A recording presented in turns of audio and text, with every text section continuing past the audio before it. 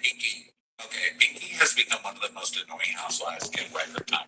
Did you see the video that she made this weekend and put on Instagram? Oh my God, I refuse to press play on it. I know I'm should have what was it? Tell me, that's right. It's on like a pastel, like baseball cap and overalls, and starts doing a hip hop song about bankruptcy. And she's like, yeah, bankruptcy. Here's the bankruptcy. I'm going to tell you about bankruptcy, chapter 11. All we hear about is bankruptcy. Get out of here with your bank. This is not your thing. Get a fan. You know what I mean? Like Angela has her fans, and Cynthia has her booze that she's selling. We all have, what's her buns? Shamia has her ass rum that she's trying to sell. And what are you trying to sell? Bankruptcies? Pinky, stop. Just stop. Yeah, stop. I think this would be an appropriate time to say, don't have a cow, man. Get it. Yeah, she is. Now, I was watching, I don't know who's here. She's one of those housewives that's annoying. I was trying to watch She engages in a way. Carlos and they was kind of going in on Pinky. So I'm going to put that on right now while I eat my dinner and find my charger. Let's see.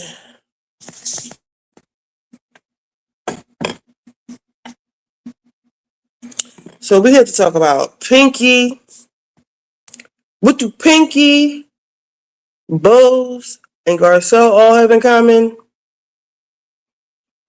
When their back is up against the wall, they play the black card. And also, Cynthia is emerging as the star of the episode for putting them heifers in their place. And then I wanted to talk about, this list they put out of the songwriters and Beyoncé not being on it. And I want to tell y'all why. And Cheyanne Bryant, child. But let's get into Carlos and them real quick while I'm finna eat my food.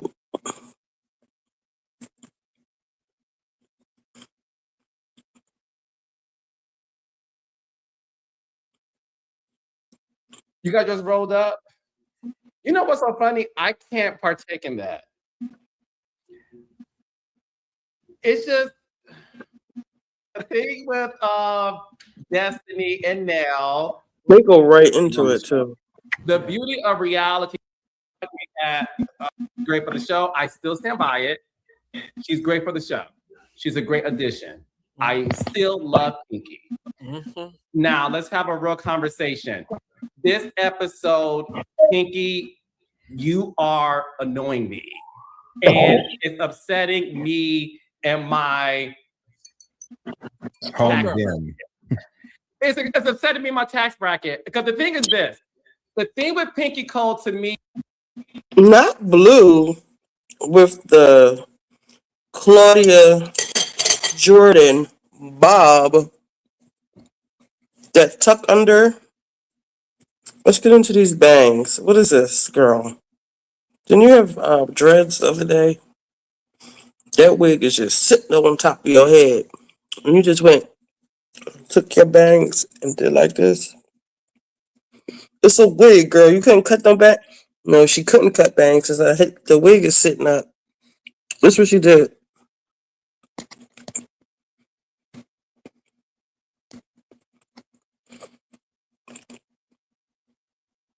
Just like when Claudia did her bob like this. She put on the headband and went like this. Or like that, like so. Now Blue done did it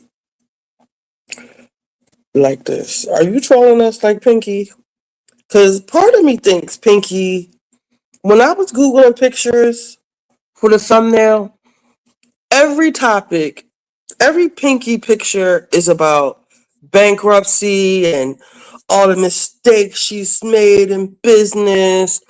And I think her coming on this show, she's not coming on this show to be with the cast. She's coming on here for like a rebrand. And I'm sorry to tell you, sis, it's not working.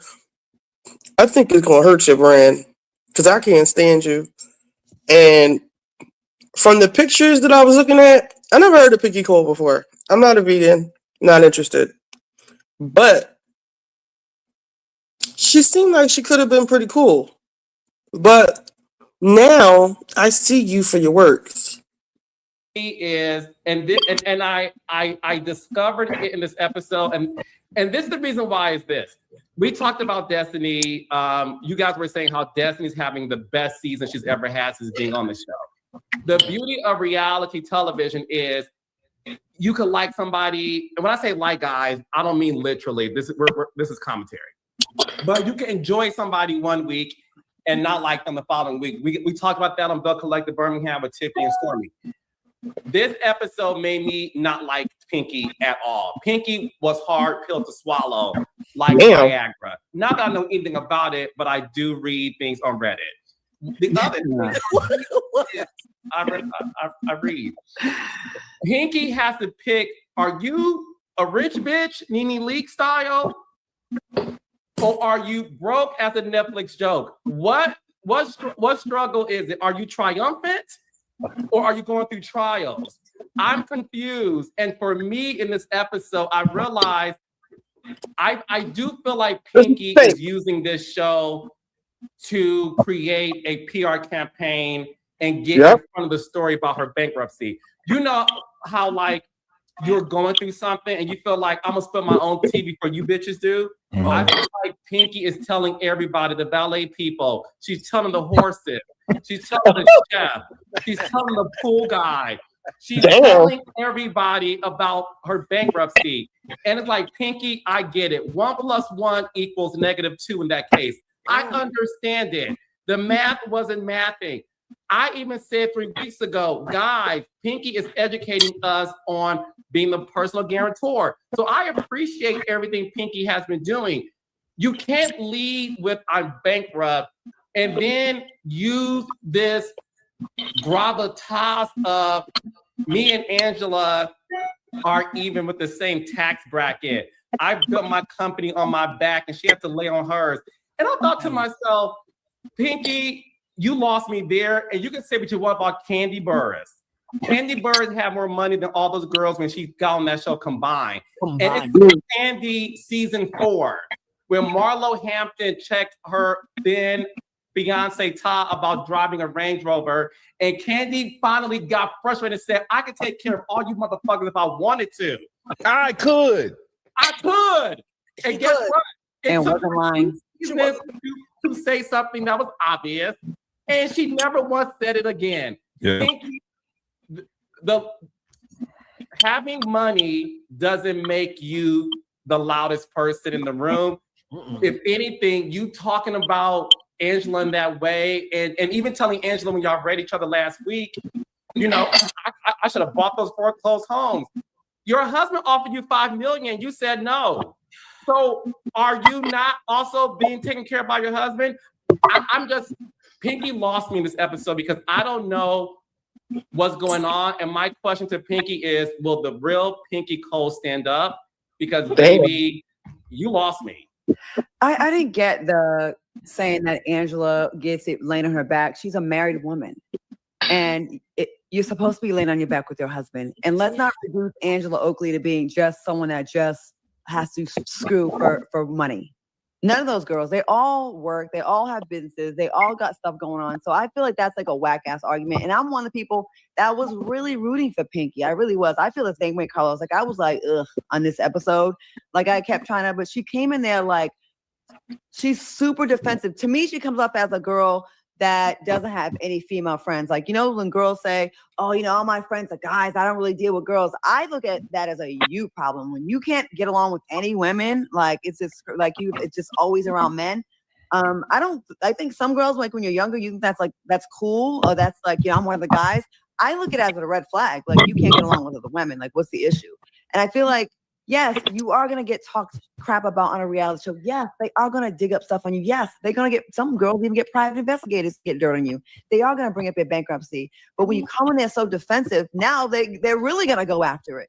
And I don't know, it was really, I didn't like it. I didn't like how they was treating Cynthia on this episode. And I like Kelly, but I did not like how they were constantly complaining about that room when you know you are on a show again. I feel like it was just dragged way too long. And it was really rude. And Cynthia, I like how she snapped. It was very well earned and deserved how she finally clocked them. Like, listen here, well, we were not. Cynthia gave main housewife Peach energy, and they need to get rid of 2 of those peaches and give it to Cynthia, because she Which 2? Ooh. Say it. Say it. Well, this week the way Pinky was acting, I'm gonna have to say her. Oh. I didn't like it. It gave, are we going to get this every week? I was exhausted by her energy. And I know it's just this week. And you know what? The way these shows been going lately, we may be mad at her this week and she may totally redeem herself next week. Yeah. So I just want to put that disclaimer out there. That doesn't mean I'm being fake in a week or two when I say, oh, she's back. I'm saying this episode, I'm right with Carlos. She was extremely annoying in this episode and hard to like and hard to root for. And I wanted to root for her. Well, the thing is, and I want to hear from Dustin and Blue, but Claudia's right. We're only saying this episode for disclaimer. But Claudia, in our defense, we were rooting for her. Yeah. But the first 5 episodes, he was like, leave her alone. And listen, I'm not saying I'm off of the Pinky Cole fan train. I'm still a fan of Pinky Cole. I still enjoy her. If I'm only recapping this episode, she lost me 100%. I don't like anybody who brags about the money they have when it's sort of like when Portia told Eva during the Zoom reunion, we all got a house. Like, that's not like, we all are homeowners. And it's like, Pinky, at the end of the day, none of these women, K. Michelle, Portia, Angela, Shamia, Kelly, okay, Portia, no shade, Kelly. They got the money. So that flex to me would have been fit better if you and Kelly got to an argument and you wanted to get your rocks off on Kelly. But to do that with Angela, it was corny. It was corny. Blue, your thoughts? My first thought is I'm relieved, because I was like, oh no, am I gonna have to be the contrarian on the panel this week and they're gonna all still be in love with this lady? And I'm gonna be trying holding my phlegm. So I'm just relieved, okay? I'm very relieved that we're on the same page. You guys know 3 weeks ago I said Pinky's only sin is not having a lace front. And that if she just slapped on a lace front, the girls would have nothing. The list has gotten longer. The list has gotten significantly longer. First of all, this feels like a reiteration of the talls versus the smalls. Like, it feels like, for me, what was interesting is, and because I was thinking about the moments where I've seen a hiccup in Pinky's personality That's what y'all get for dick riding. That was the episode Dustin wasn't there. He kind of, make sure everybody's being honest. Y'all were Dickie and Pinky so hard, thinking people were just hating on her because of the way she looks, because she's all natural. Y'all were saying, oh, people want everybody to look like Portia, or y'all describe Portia, but y'all didn't say her name. It's not that. She has a nasty disposition. She's just nasty. She's pompous. She's arrogant. She's snide. She's an asshole. Feel like fully turned into a clusterfuck this episode. And what I realized was the same Pinky that cannot ask her husband for emotional support and will not receive financial support when he offers it. I said before, hyper independence is a trauma response, right? She has a problem being soft. She herself has said, I'm like. And the fact that y'all had all of a sudden magically have all this shit to say about Pinky means that y'all been thinking that, but you didn't want to say it because, again, y'all was dickieing. Blue, you are on your what's the child name? Cheyanne Bryant. I don't know if use your psychology buzzwords or whatever. I think you feel a kindred spirit. You thought you felt a kindred spirit with Pinky because you guys look similar. You have a similar affect, like you're both homely and y'all look to y'all favor. So, and Claudia, you just wanted to hate on Portia and Phaedra. Y'all thought somebody was picking on them, but y'all see how Pinky really is. She's nauseating. She's like, you can't for y'all for them to be going in like this. It's wild. And y'all were going so hard. Like a boy, I'm very assertive. I'm a little bit masculine. She has self-identity that way. So And let me say something else off topic. HP, y'all need to suck. Y'all need to have several seats. How are y'all going to all of a sudden try to charge me for using my own printer in my house? I went to scan something yesterday, and these bitches told me I gotta pay $9.99 a week. Bitch, what? This printer is bought and paid for. Why do I have to pay a subscription to use my goddamn printer? I'm getting ready to fax something. I'm gonna see what it's gonna tell me now. I don't want anybody thinking I'm doing the whole masculine feminine thing. I'm listening to her speak because I really do F with her. When you are someone who is hyper independent, do not know how to ask for help, even when it's the obvious person offering the help, and you identify as masculine, and you're in this glamorous ass show with Portias and Angelas, right? Like gazelles floating past you. Portias. And you see the Oompa Loompas in the back half. Did y'all catch that with Portias, Angelas, and Giselles? What do they all have in common? What is this? Get her out of here. Get her out of here. I don't like heifers like that. With the Portias, Angelas, and Giselles. You mean beautiful women? You're elevating them. You're putting them on a pedestal and getting mad because they're on a pedestal. Is that what Pinky's problem is? Because she definitely has a chip on her shoulder. I just don't know what it's about. It doesn't look like he about to fall asleep with this bullshit they talking. House crying, needing to find a clean sheet to lay on at night.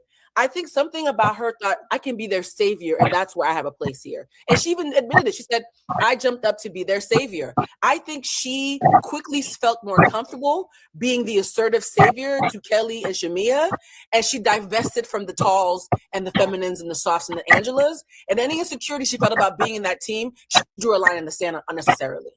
I do not think it's going to only be this week, because when you subconsciously feel uncomfortable and then you find someplace that's familiar, you tend to latch onto it and you don't even know why you're doing it. And I fear that she and Shamia and Kelly will continue to be this little trifecta, and that Pinky, who I think is a great person, might find herself on the wrong side when the lines get drawn. And that makes me nervous for her, because the thing about Angela is she kept on attacking Angela's femininity.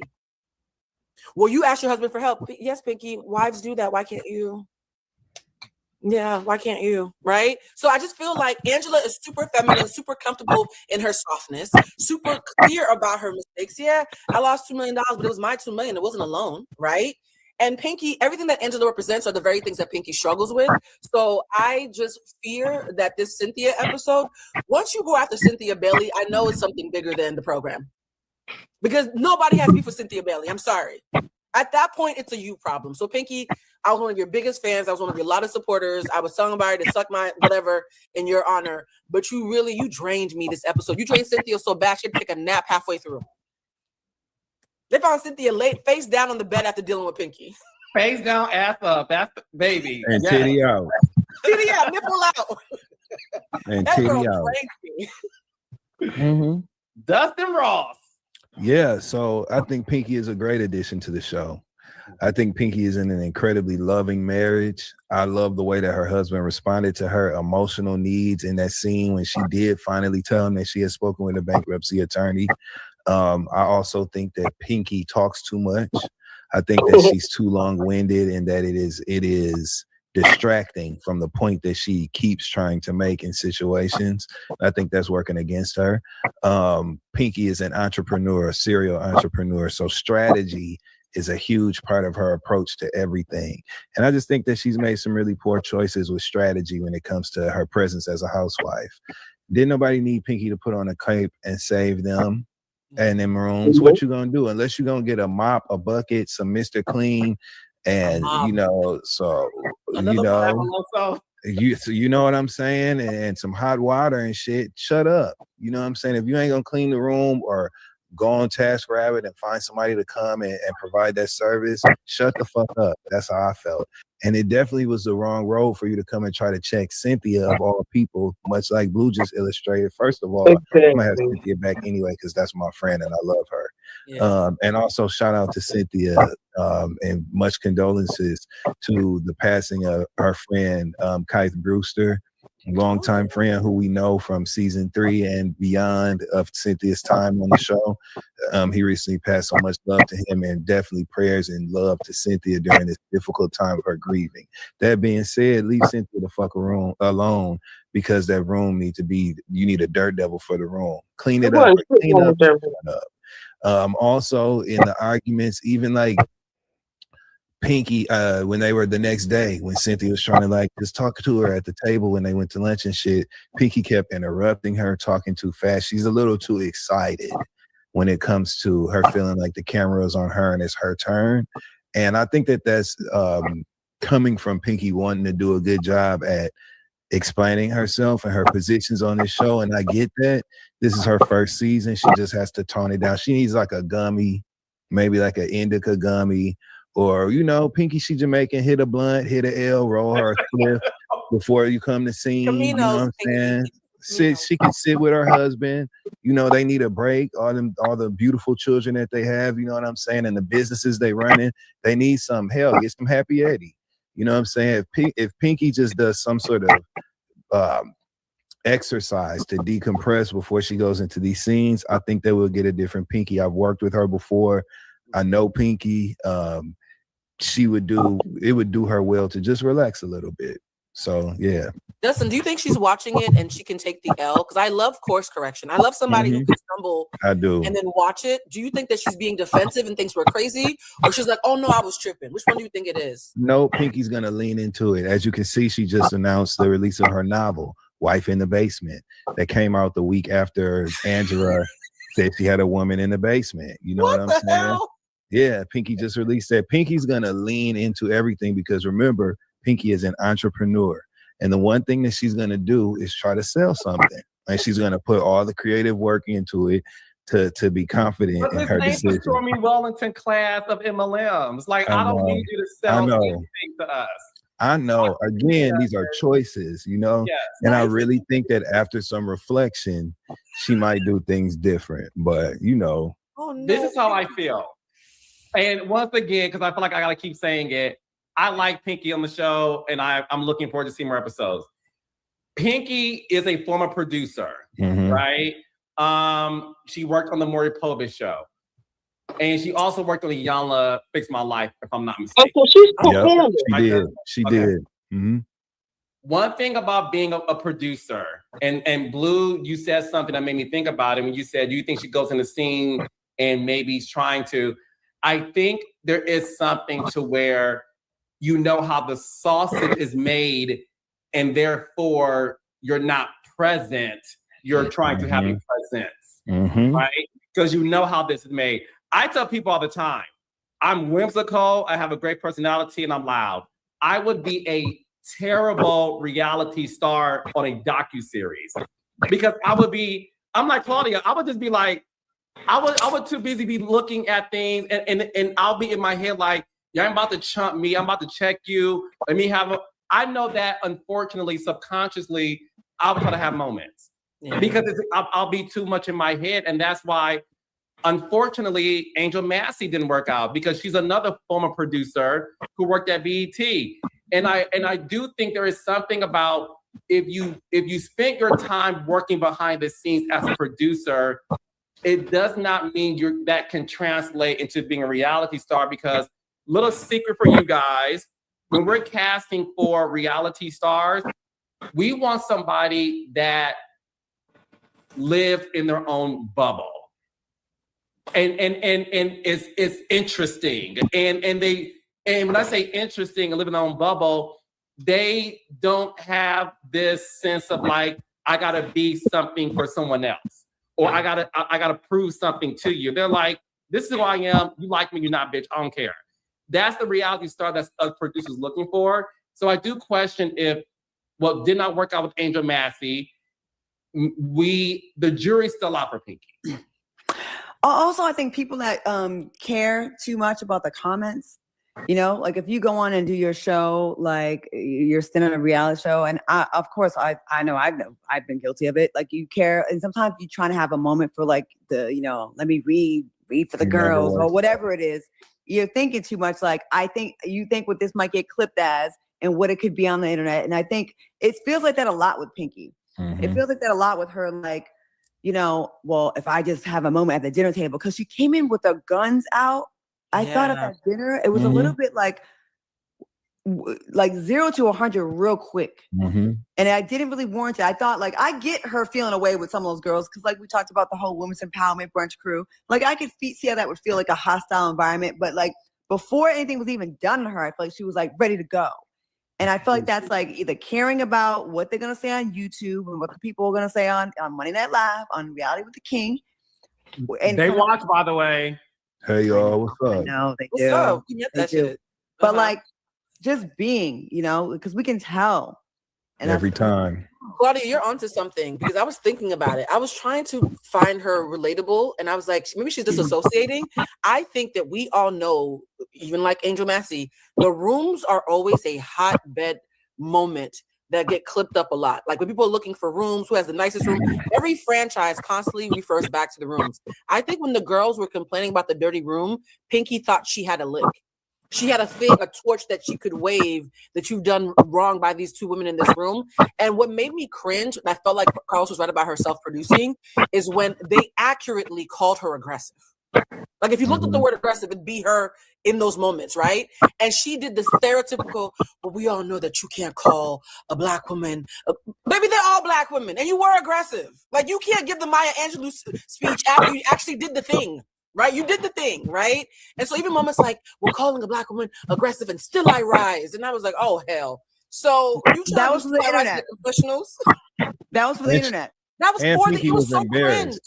I believe Pinky was embarrassed after she lost that argument to Angela, because the next day you see, like when they went to watch the cattle, she made a comment about Angela, comparing her to that, and just brought it up in that conversation she had with Kelly in the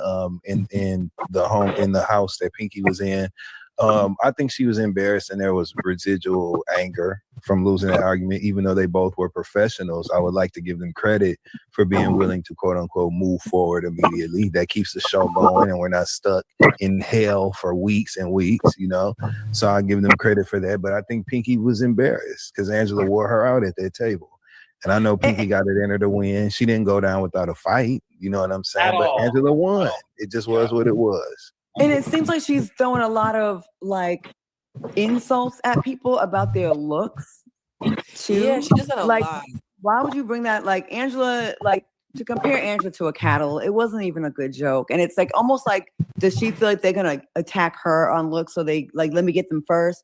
And I'm like, I just think she just chill. Like, Pinky, you dope. You got dope stuff going on. And actually, even with your drama, like you're still good for reality TV.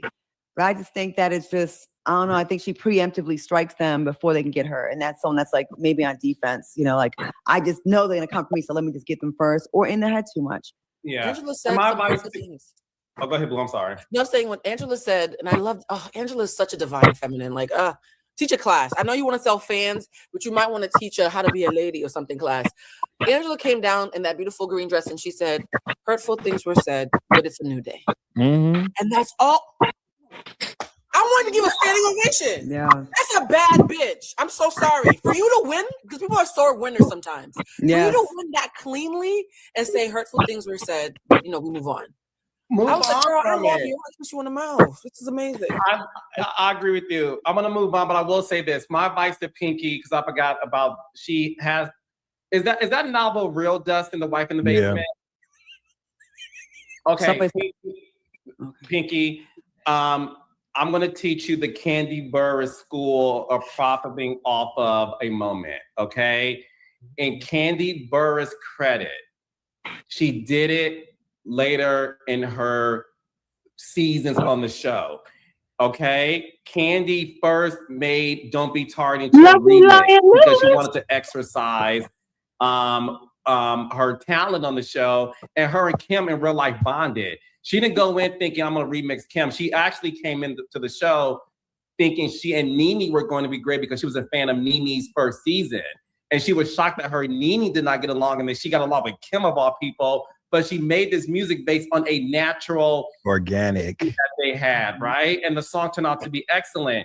She did it. Big Room Candy. She was approached by that because she was honest on the show about her sexual endeavors and all these things. So a company approached her and said, "We have a whole line of sex toys. Would you like to be the ambassador in the face of it?" And she did it. She didn't take these moments and do that until the whole sex dungeon thing. But the thing is this, you haven't earned your right yet to expect the consumer to care. Right. So you gotta, Pinky, you gotta chill. This is when your producer brain is overstimulated. You gotta chill, baby. You gotta make us like you. You gotta make us fall in love with you. We fell in love with Angela, and I'm gonna move on after this. All four of us said Angela was a sleeper because we were so focused on Britt Edie and Kelly in the first 5 episodes that we didn't clock that Angela was the GOAT until she told Britt Edie, the mouse on your mouth, watch those. We were like, yeah. Oh, where did she come from? That was like episode, Dustin, 6 or something? Yeah. Which worked out in her behalf, but it's not working out so well for K. Michelle. That the ambiguity, the just being around, and then the constant harping on this being a new environment or being around new ladies, I think that's a crock of shit. K. Michelle is accustomed to being in new environments and new spaces. She's a country singer turned R&B who is now infiltrating country music through the Nashville culture. So she's around people that are different from her all the time and move different culturally and socially all the time. These women are more like you than the people that you deal with in Nashville in your pursuit of country music. But when K. Michelle describes her experience making country music and pursuing her space, filling up the space in country music that rightfully belongs to her, she speaks adoringly of it. She speaks positively about it. Oh, these people are so different. They do things different, and it's great. The music cycle is this long, and then they release this way, and it's great. They want you to be about the music and tell the stories, and it's great. All the differences are great. But for some reason, with these women who are more like her, she can feel it is very similar. It's akin to that. It's akin to that. But yeah, so I'm tired of that, and it sucks to watch. We're waiting for her not to cuss nobody out or fight nobody or argue or nothing like that. In fact, it looks like that's what's going to happen next week, but because we haven't seen anything from her, it's going to fill up obtuse. It's going to feel like she's trying to start something just to have something to say on the show, and that's not what we wanted from her. The scenes about her butt issues were great. The scenes with her family and shit there's got to be something other than her being in conflict to make her interesting, because she has such a full life full of shit that could be interesting. Where's the beef, K. Michelle? That's how I feel. She's getting the Shamia Morton Award for this season because, remember last season? We came out the gate with Shamia, we were like, yo, here for it. And I have to take back my K. Michelle star thing because this episode, to me, flat. I felt like flat. I didn't see any of the funny stuff that we saw before. It felt like, okay, who's the leader here? Because it felt like there was no leader. Well, Cynthia was the leader. Cynthia was the leader. Definitely for had it going sure. on, but like I felt like, yeah, like I'm like at some parts of the show I was bored actually. Like I'm like, this beef that feels fake, that feels pushed, contrived. Give me some more. Like get the things that we liked about the people that we liked when we were giving K Michelle and Pinky high scores was authenticity, bringing something different, not forcing something. And then you switch that up. Listen, you can be our favorite for 2 weeks and go right to the back of the pack the next week. But We're it's gonna buy fake. the though. weekly performances here. Blue to Luzman, what are your thoughts so far on K Michelle's performance in this episode? What we did see was, you know, she was with, we'll call them Batal, she was, which is funny, but whatever. She was with Portia, Phaedra, and Angela. And, you know, they're having fun in the car. She told Phaedra, I like you. I don't think I'm gonna like you. But what did you think of her this episode? First of all, can you guys hear me? Can you guys see me okay? Yeah, you just Because there was froze. like a flicker and all the lights off and on. Okay, so good. The fact that Dustin had to remind me that K Michelle was in this episode is already concerning. I've never had to be reminded that K Michelle was in the room before. So that already breaks my heart. A long time K Michelle fan, right? Like to be surprisingly forgettable when you're such a force of nature is something's wrong with that. A moment that bothered me was when I thought she was thawing out because she said, when they asked, what's one thing you realized on this trip? And she said, I realized that Phaedra is nice and that we like each other. And I was like, okay, maybe she's opening her heart. And then she followed with, yo, all these white ladies know Phaedra. That was so All these weird. white women came up to Phaedra asking for her autograph. I didn't know Phaedra was so popular with older white women. That There felt it is clout chasing again. in a way that I did not expect from K Michelle. Huh? There it is again. The comparison to Am I back? the white people being positive or their perception being positive as opposed to, you know, the excitement. I just think it's odd. That's all. I do want to give a positive. It's giving the master's water is always colder. You're freezing up a little bit, Blue. Can y'all hear me? Yeah, we can hear you. Okay. Am I back Blue, now? try to log off, come back in. Okay. On the positive side, I did Okay, notice come back something in. that may have been like maybe everyone didn't catch it, but it was like kind of subtle.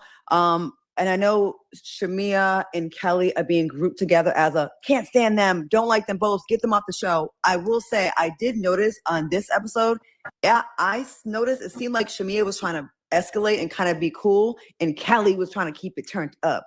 And I just want to like point that out. I did see like Shamia trying to differentiate, like it's not a package deal.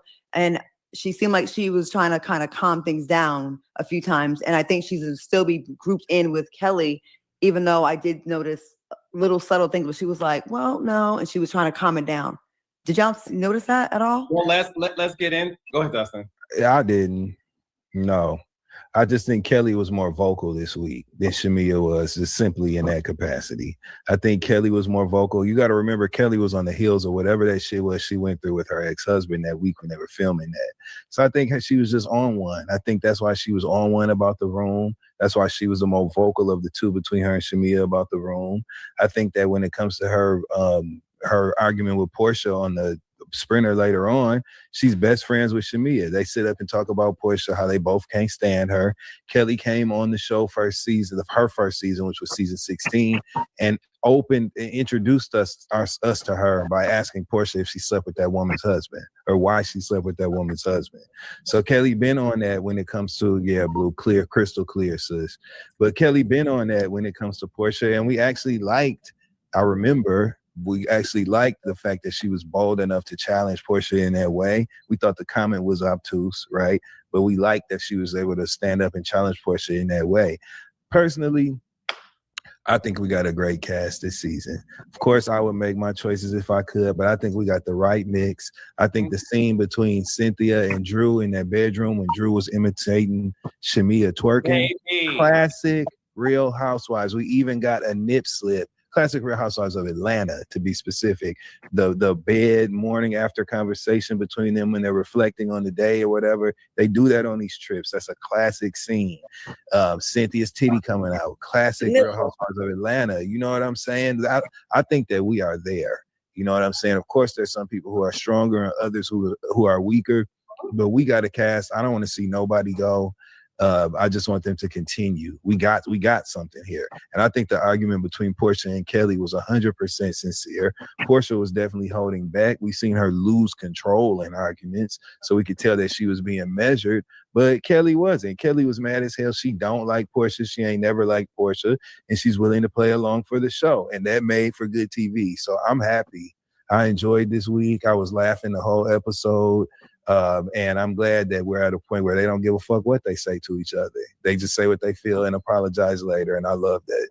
I also feel like Shamia is uncomfortable without her. Like, you know, you have a best friend or a good friend for many, many years, Yep. and then you're not in that space. And then, you know, someone comes along and I think that fast tracks your relationship with someone else, you know, whatever, whether it's not liking the same person. I think deep down inside, Shamia hates that they are where they are. I don't think that she's happy about it. To me, she looked kind of sad about it. And I did not like this one thing. And you know, I like Kelly, but I did not like this, that Drew was trying to even compliment Kelly. And then Kelly turned around and said she looked like the alien from her movie. I just thought there was like unnecessary insults when it didn't call for it. Like when someone's coming at you, you have every right. Hey, you come with me to 5, I'm coming at you with a 10. Okay. But if someone's like trying to bring it down, then you bring it back up. It's like, I get you're irritated because you probably feel like the outsiders, Kelly and Shamia. But I just really feel like she was kind of unnecessarily. Maybe she's still up from all the aggravating things in her life, but you're taking it out on the wrong people because I don't think your issue really should have been with Drew in that moment. Drew was trying to actually compliment you. So anyway. Yeah, I didn't think Drew's having a good season. Yeah, I didn't think what Drew said. I don't think Drew deserved the comment about the alien at all. But the thing with Drew is this: Drew got her ass back, calling her misproportioned. She did, which is hilarious. And again, it's off the dome. Even if she was sitting on that reed for a moment, she used it in the right moment. If you're gonna talk about me physically, I'm gonna get you back. And I thought that was hilarious. I do think Kelly, and I love Kelly. Kelly is coming on a little bit too strong. I do think, okay, when I say this, I'm not trying to start anything. Okay. I do think Kelly is strong-arming Shamia. I do agree with Claudia. I think Shamia likes being the sleeper in her friendships. You do know what I mean? You know how like in every friend group, there's that one that's quiet, but she's low-key messy and talks shit, but would never do around the group. I think Shamia is that, and I think Shamia likes having a friend that more is outspoken. Yeah, and I think that friend is Kelly. We'll get to what happened later on the bus with her and Portia, because I have tons of thoughts on that. But I think when it came to Kelly even going after Cynthia, I do think Shamia was like, okay, bitch, that was enough. We get it, but I think Kelly's the type of woman where you put the battery in her back, she's going to go to 10. And that's why, to me, her and Portia don't get along, because Portia the same way. The moment you get Portia started, it's hard for her. It's hard to reel her back in. But yeah, I do see that. Because even Shamia was trying to like say the room was good and try to change the energy. I noticed she was trying to be like, it's good, it's great, we're back. And Kelly was still in the mood. But I do understand why Kelly is irritated, because she's being accused of sleeping with a married man by Portia, who we know has. And it's almost like the hypocrisy. Like if it's someone that I cuss a lot, right? I could never criticize another person for cussing a lot, like for doing something that we all know that I've done. You know what I'm saying? Like whether you like it or not, I'm just like, the thing that you do the most, if someone criticizes you for that, you're like, what? It's extra annoying when you're like, hold up, not you, it's a messenger for me. And I think that's why Kelly, I think you're right. Like you said, Carlos, she can't come down from that. Like she's going to be mad until she either clears her name or Portia apologizes to her, or they come to they just fight. I don't know. But that, I see why she's irritated. Yeah. So as we get into, let's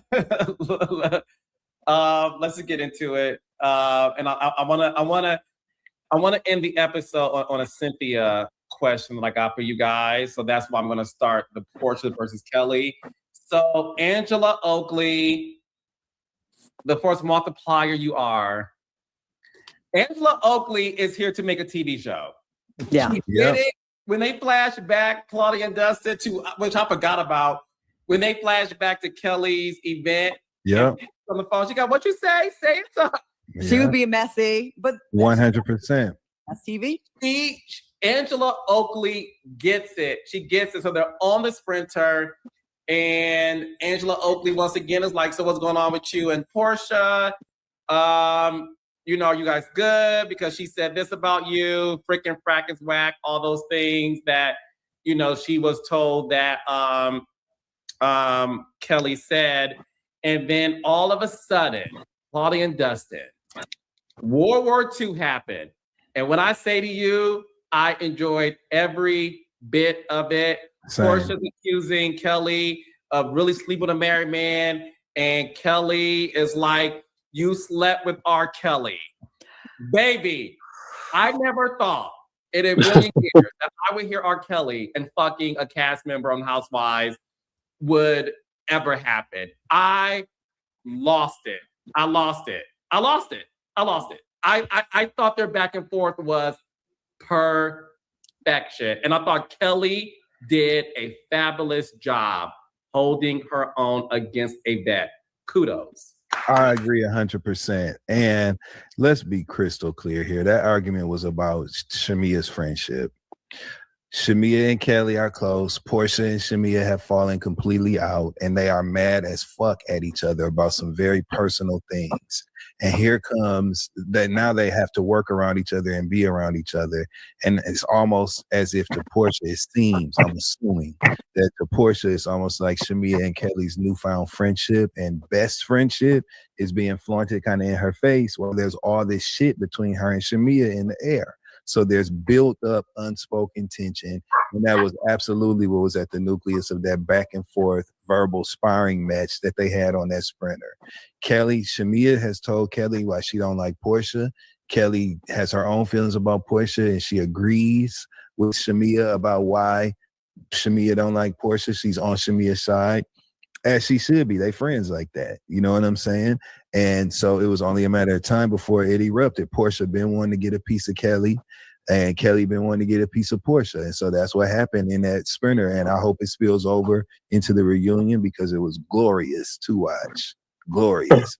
And how y'all feel about Phaedra and them knowing that this guy is openly cheating on his wife allegedly, right? If what they're saying is true, whether it was Kelly or whoever it was, they know that this guy is cheating like that. And they're like, no, don't tell it because I know the wife and ultimately it's going to hurt her. And discussing it on TV, I would have completely broken the fourth wall if I was Phaedra. And the fact that they use it for the show was crazy to me because that is somebody's life if it's true. You know what I'm saying? And we all know people have their own business and in lives and make their own decisions, whether right or wrong, and we mind our business.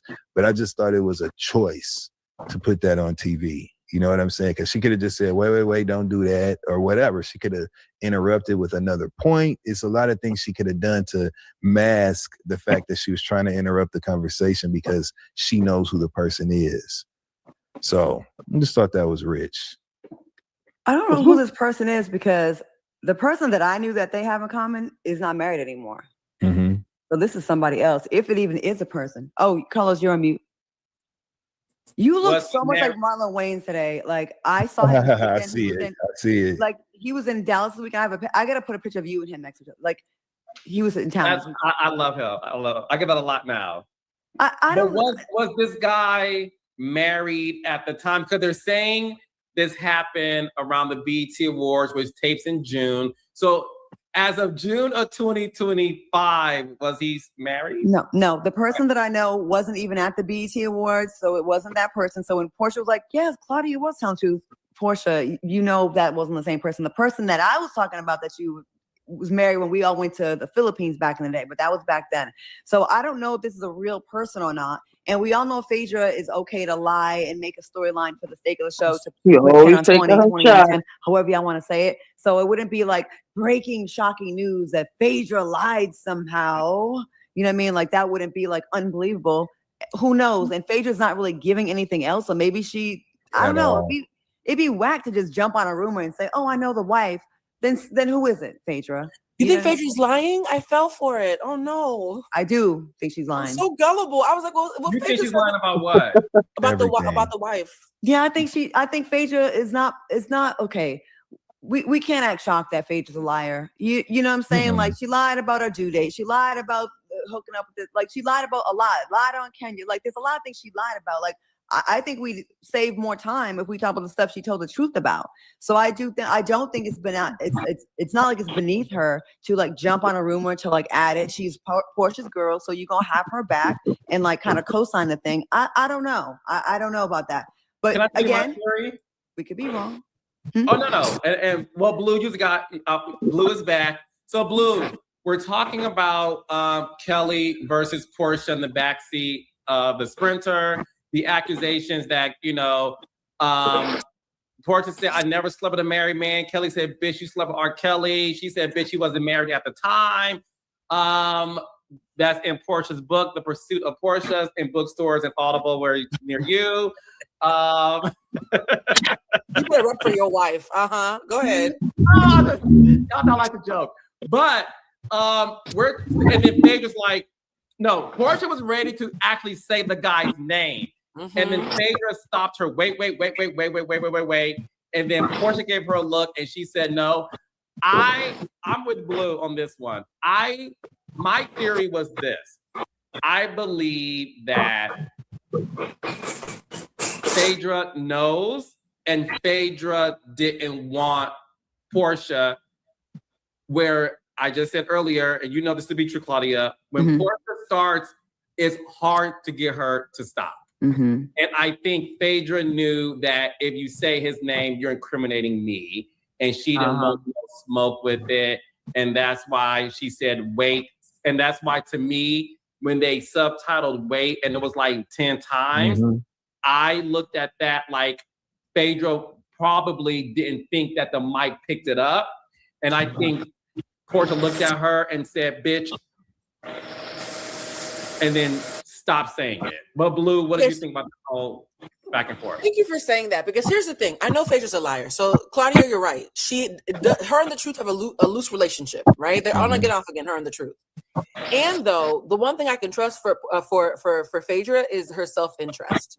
And to Carlos's point, I keep on saying that I think the reason why Portia is winning this season against the Smalls is because she has more restraint. And you know that Portia and Phaedra talk.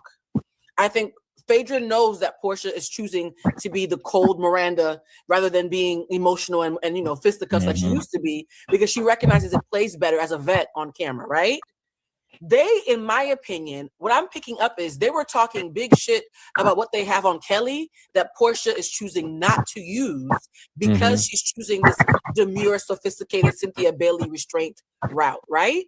And I think because of that, when Phaedra saw that Portia was about to break character and say, oh, bitch, I've been waiting for a reason to bring this up. You know that look you get when, well, you're both two Aries and a Libra. When you're about to choose violence and you're about to press that button and you're almost sexually aroused because I'm about to knock all this shit over. Portia looked like she was like, oh, honey, the other Portia could come out any second. And I gotta get it off. I gotta get it out. You are 100% right. And that's why, think about it. Portia revealing Kelly fucked a married man, allegedly, in front of K. Michelle. If Phaedra was there, it would not have happened because Phaedra would have not wanted Portia to say it. And I think that's why, Sue, you're right. Portia has that ability to just go 20 on 10, whatever the kids say, child. But when Phaedra was we're gonna get it right one day. When Phaedra was there, Phaedra knew she had to stop her. And I strongly believe the reason why it came out and that scene was excellent is because Phaedra was not there with K. Michelle and Portia felt empowered because there was not one person there to stop her. And the thing is, I think only Phaedra knows how deep the shit goes. And honestly, guys, maybe I missed something. I didn't even know that Phaedra knew this man until the wait happened. When she jumped in like, wait. Nobody did. That's when we found out. That's why I think it's the truth, because I think she this whole time has been pretending that she doesn't know anything. when she realized the jig's about to be up and she about to start going knuck if you buck, and she's like, wait. I was like, oh, this is not for them. This is for you. You're covering your own ass because we didn't even know you were implicated. So she's a liar, but she's also selfish. And I think the way it played out felt like self-preservation more than being part of a fun storyline. And I think that if Portia keeps on getting poked, you don't poke the bear and then get mad when it bites back. They have been poking her and poking her and poking her. And I think that if Kelly gets a lick back at this point, I'm gonna be like, Kelly, you've been begging, and she's a genie. She granted your fucking wish at this point. So yeah, I think Phaedra for once is telling the truth. I really do think they're telling the truth. I got a question too. I want to ask a question to the panel, and whoever want to go first and go first. There is tons of fodder online, and I want to get your thoughts on it. That they believe Shamea is feeding Kelly information about Portia. And that's why Kelly feels so empowered to say it, just like people felt that Phaedra feeds information to Portia, and Portia feels empowered to say it too. Do you guys think that Shamea is telling Kelly? Do y'all think that Shamea... She's telling Candy too, they friends. Okay, and Big Tigger. Okay, so do y'all think that Shamea is telling Kelly Portia's deep, darkest secrets that she knows? Yeah, they all are. Whoever you hang with, and I mean, I think that that's what people do when they're like friends with people, and they're the ops. They all do that. I do believe that. But also Kelly and Portia have a thing. There is a guy between them. There is something there with that. But I will say this. I do like that Portia is showing more restraint this year, because we've seen the other Portia for so, like, been there, done that. And it gives credibility to evolving. And I think that is good for her. Like, we've already seen Portia on 10 1,000 times.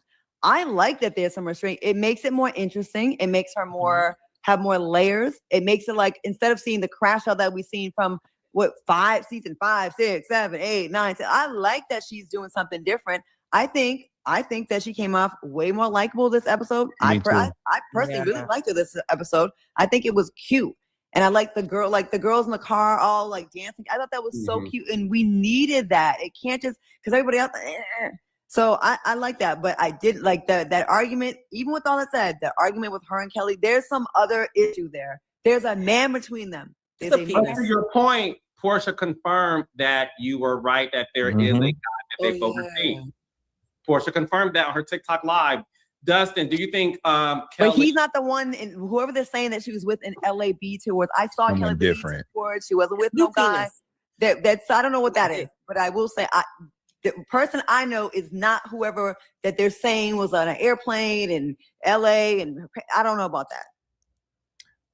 Dustin, do you think Kelly is Shamea's mouthpiece? No, but I do think that they talk about Portia. I feel like it would be unrealistic to not recognize and acknowledge that, because they work together. Kelly is Shamea's new best friend. Portia and Shamea were best friends on the show. Shamea seems very excited to have such a close relationship with Kelly. They spend lots of time together off camera. They talk like most normal friends do. Now, deepest, darkest secrets, I'm not sure if I'm willing to. I don't know that she's told her deepest, darkest secrets, but I think that she has given her opinion of all matters related to the show and anything currently going on between them. I think that she has discussed that in full with Kelly. And I do think that Kelly's intention to put belt to ass with Portia is enriched or empowered by that. You know what I'm saying? I think those conversations do amp her up somewhat, but I don't think that Shamea is just over there like, and girl, let me tell you, you know what I'm saying? No, but I think that if they're talking about something, Shamea's like, yeah, that she'll tell it. That's what I think, because no matter what, up until now, I don't know what's to come, but Portia and Shamea are still protecting a lot of the secrets that lie between them, as the fuck they should if they was friends worth anything at all. You know what I'm saying? So we know that there's obviously more to the story. So we're not at a point of complete abandonment of trust between the two ladies. You know what I'm saying? So do I think she's talking shit? Yeah, but do I think she's telling everything? No. Yeah, I agree with that. I think, she's like keeping something. Like she ain't telling, because if you've been friends with someone that long, you know a lot of stuff about that person. So you may drop a little here and here. You know, she'd be like, I'm married. Oh, I know, but not the real big joker that they could both use on each other. I'm sure Portia has dirt on Shamia, and 100%. You know, I love all the answers because I think we're being very thoughtful, and I don't think this show gets enough credit for the thoughtfulness that we portray, just because we are opinioninated. Right. What the fuck? We thoughtful, motherfucker. Yeah, I really do think that these answers are very thoughtful. Well, and one of the things that I want to point out is I've been saying this on the record, and I don't mind being out on a limb. I 1,000% every week the feeling gets stronger. Believe that the basis of their friendship, even though it's real, is Portia. I'm sorry, I will die on this hill. I can taste it in the air. But here's the thing, it's not as sinister as it sounds, because I've been in this situation before. If you love someone deeply and you defended them against a bunch of naysayers, and then they hurt you, and you start to realize that your blind devotion might have blinded you from some valid critiques, and then one of their loudest critics comes to you with sympathy, that is creating a friendship on that basis of that person, even if it's not sinister, right? So I don't think it's like, oh, my in the corner, but I do think that Kelly reached for Shamia in a tender moment of losing her best friend. Shamia was like, well, bitch, you might have been right about some stuff. I was blinded by love, right? Looking for nub in all the right places. And though, I think if we look at it as a pie, I think if Portia is 100% of her mess, I think there's 25% that the audience knows. I think there's an extra 50% that Kelly knows because of Shamia. And I think there's a sacred 25% at the bottom floor that Shamia will die never sharing because she loves Portia. And I think because Kelly is emboldened by having more tea than the public, that's why she's showing her ass even more. That's why she has a battery in her pack. But to Dustin's point, when you love somebody like that, there's some secrets that no matter how much they hurt you, you're going to die to the grave unless you were on some bullshit. I don't think she's telling all her business, but I think Kelly probably knows a good 60, 70%. And Kelly's like, bitch, say less. Point me at her. And you can say what you want. Kelly gave us a good fucking episode yesterday. Love her, hate her, agree with her, or disagree with her. Kelly gave us a good episode yesterday. Portia Williams gave us a good episode yesterday. Pinky Cole gave us a good episode yesterday. She did. Love her, hate her. You know what I'm saying? We are talking about that. Yeah, and Angela Oakley did. This season is good. I don't give a fuck. I'm enjoying season 17. You didn't name Kim Michelle. Look at that. You did not name Kim Michelle. Yeah. But I'm happy Kim Michelle is there. I just want her to like get in the mix. Not as far as like conflict though. I just would like to see her offer an opinion on what's going on instead of acting like she's at Wimbledon doing this. Especially with the R. Kelly stuff, because they said she was dealing with him too. I caught that too. And she did kind of go when it was said there was a slight movement or a breath that was taken. It looked like I did catch that. She was just shout out to Jason Lee. She was just on Jason Lee's show discussing her relationship with R. Kelly. He got that exclusive from her. I got a question about K Michelle because my laptop was deciding to be ghetto in the middle of the segment. K Michelle has been aggrieved by the Black community, Black women in Atlanta specifically, for a very long time, and she has a lot of pain around that. Now, to Dustin's point earlier, she has tried to enter these white spaces and gain validation. Do you think that on some level, even if it's not conscious, that she might be in a Mr. Ruckus kind of mindset? Like, you know, like from I don't know. No, not in the hateful way, but in the way of my own people have shunned me, and therefore I'm looking for shelter in this shiny place where I want approval. And she doesn't clock that maybe she's not as forgiving with her own community because she feels betrayed by them. Because it does feel like there's a squeamishness she has around Black women in reality TV that might be some PTSD from her previous shows that's informing how she's moving. I'm trying to show her some grace right now. I think go ahead. My bad, Los. Go ahead. No. I was going to say, okay, I will say this. The thing that I see with K Michelle, and this is her former producer from Love and Hip Hop, her first foray to reality television.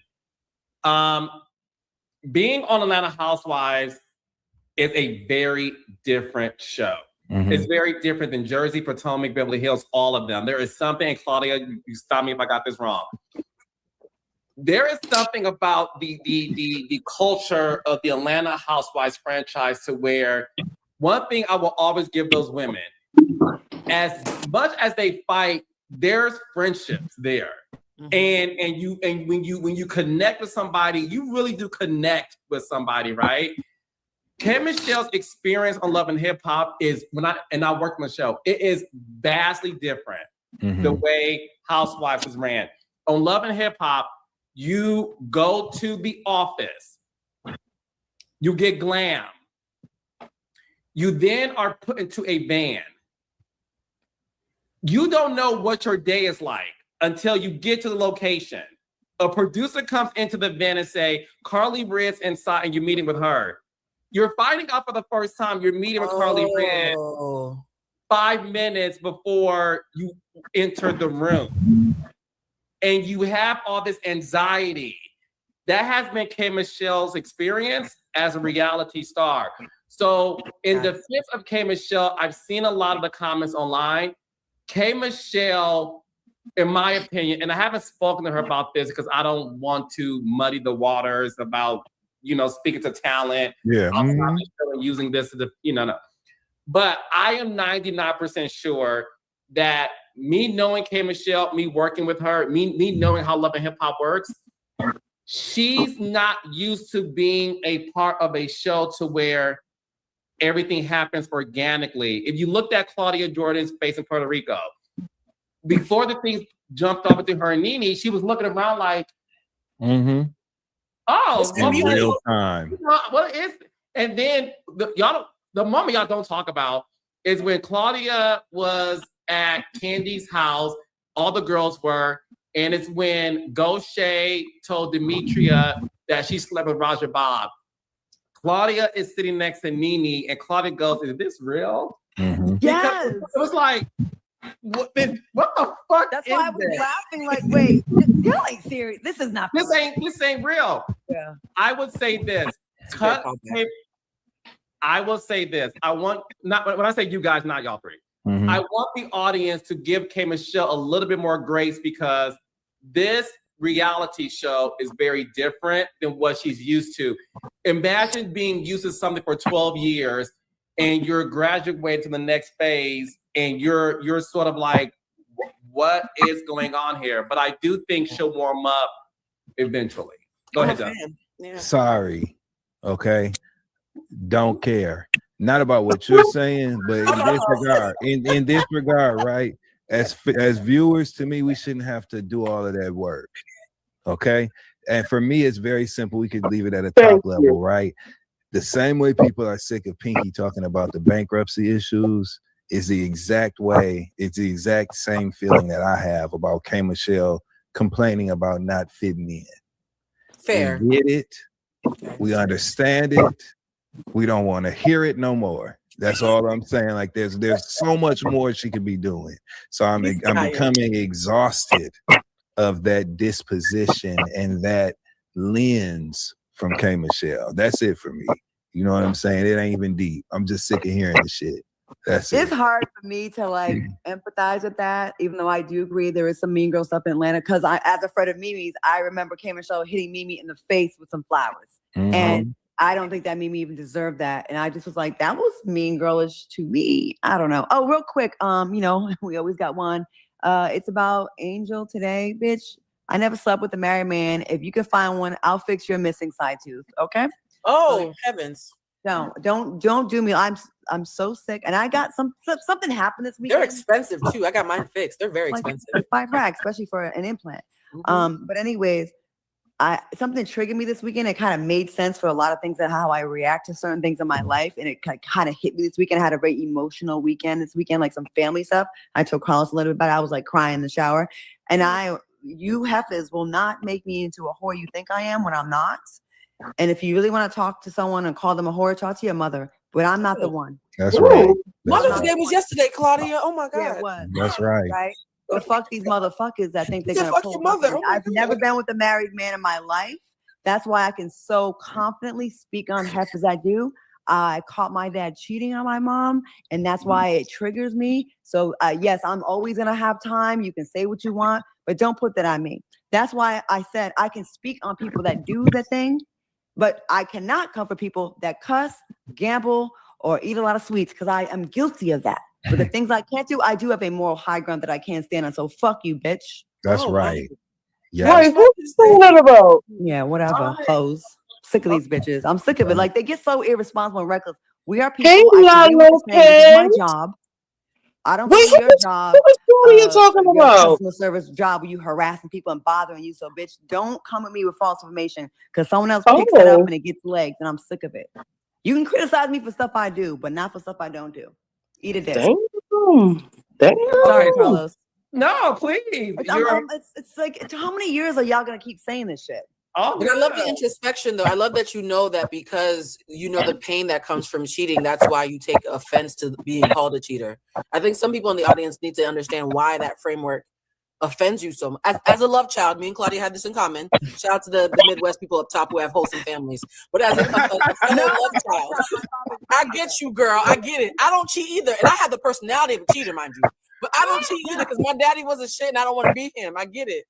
I find, and I've called out so many married men that have tried to come at me, and I get offended. Like, you think that I would be down with that to hurt another woman? I will tell the other woman, and I've done it before. I don't play those games. When I say I'm a girl's girl, it don't mean blanket girl's girl for every girl. Because if you're a bitch or you're a horrible woman to other women, I'm not a girl's girl, and you will get my criticism. That's why certain people I stay on that are not operating in that space. Yep. But when you're a good person, I have your back. If you're a married woman, your man's out here being a whore, I will have your back. I'll snitch. I'm that friend that's telling. So miss me with this. Provide me with these married men that I've been with, or shut the fuck up. I'm done with it. Regurgitating some shit your ass done read. You know what I'm saying? Somewhere or whatever. Don't know shit about nothing. And up here. Anyone knows me knows. I have friends that say we cannot tell Claudia if we mess with someone that's married because she's gonna read us down. And I will read you down. Best friend. I do not approve. I don't. I hope this is the last time I have to address you hoes. It's not. But if it's not, I have more. And that you do. Okay, so before we end, I wanted to end the discussion. Wait, I gotta see who she was talking about. Talking about Cynthia Denise Bailey.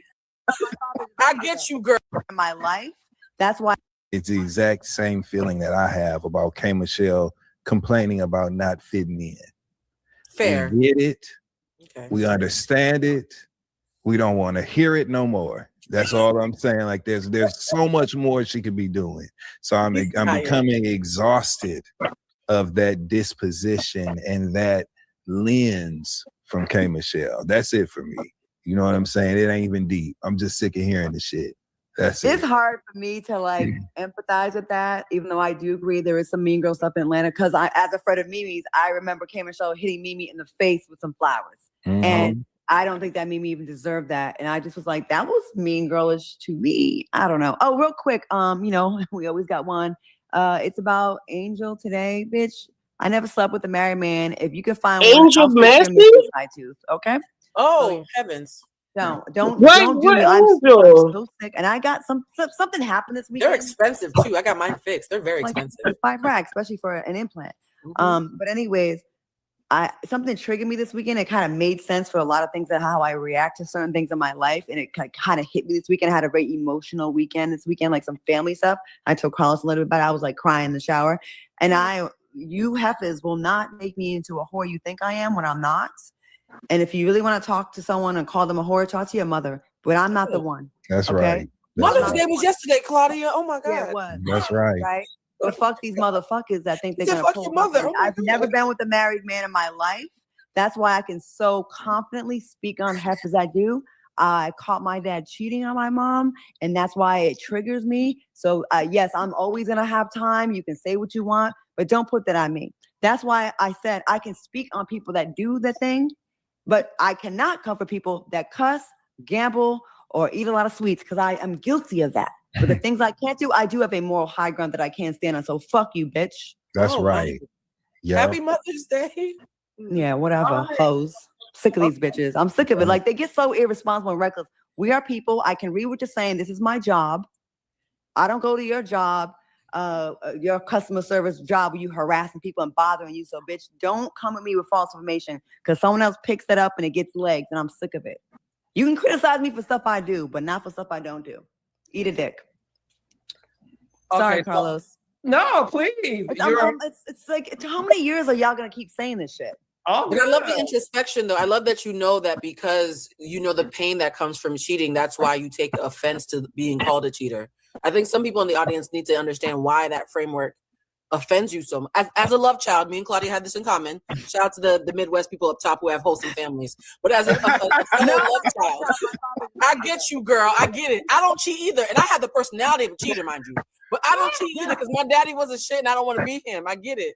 I find, and I've called out so many married men that have tried to come at me, and I get offended. Like, you think that I would be down with that to hurt another woman? I will tell the other woman, and I've done it before. I don't play those games. When I say I'm a girl's girl, it don't mean blanket girl's girl for every girl. Because if you're a bitch or you're a horrible woman to other women, I'm not a girl's girl, and you will get my criticism. That's why certain people I stay on that are not operating in that space. Yep. But when you're a good person, I have your back.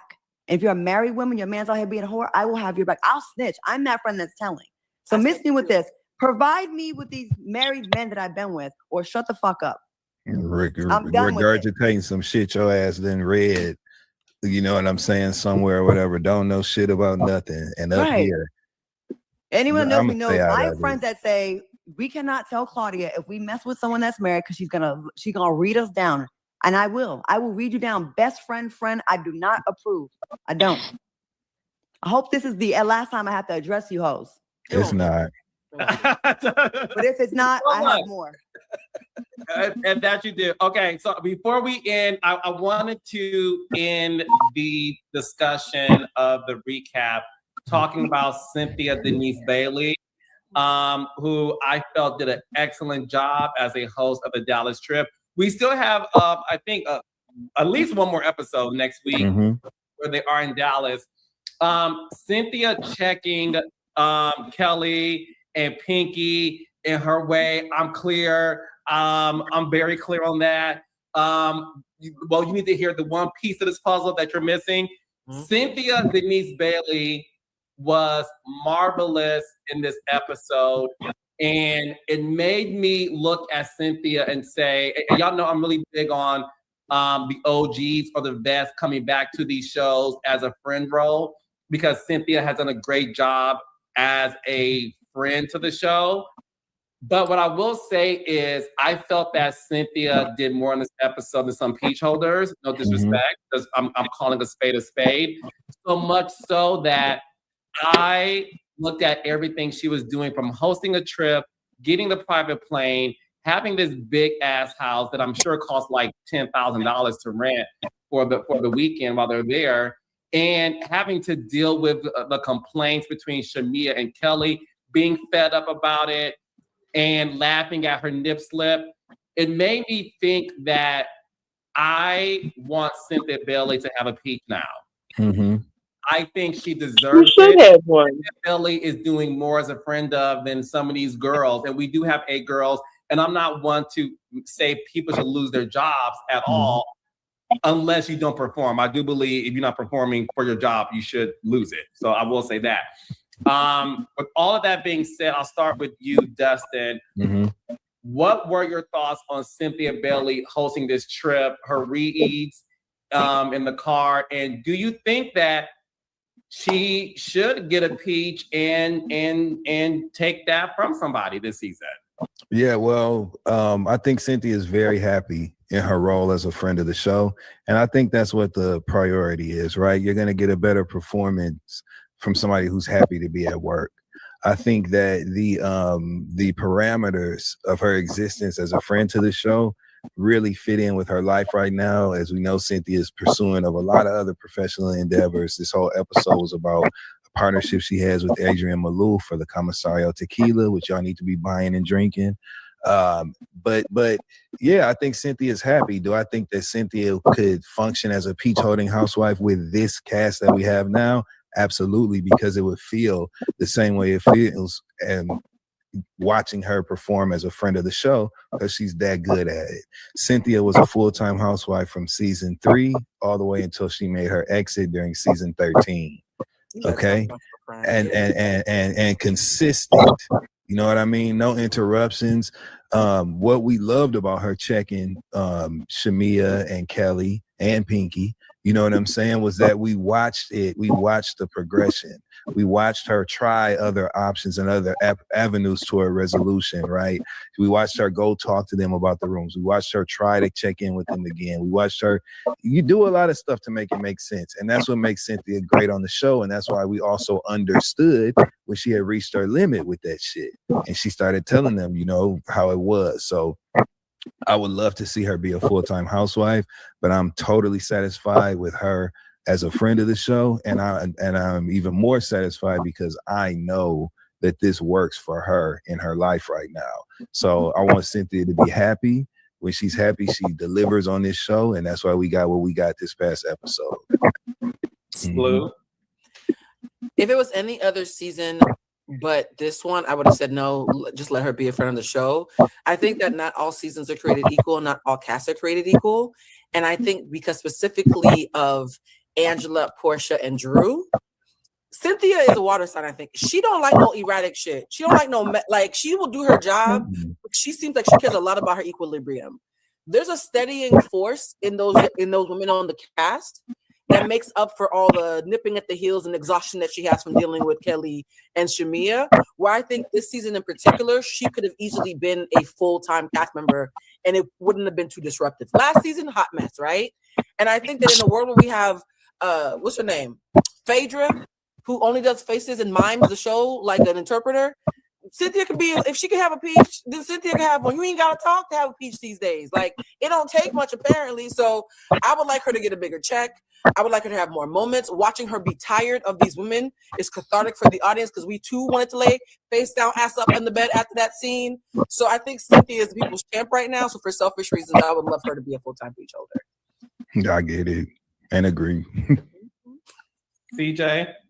There's no way in hell that Phaedra Parks has a contract with several zeros after it, and Cynthia Bailey is over here getting a day rate.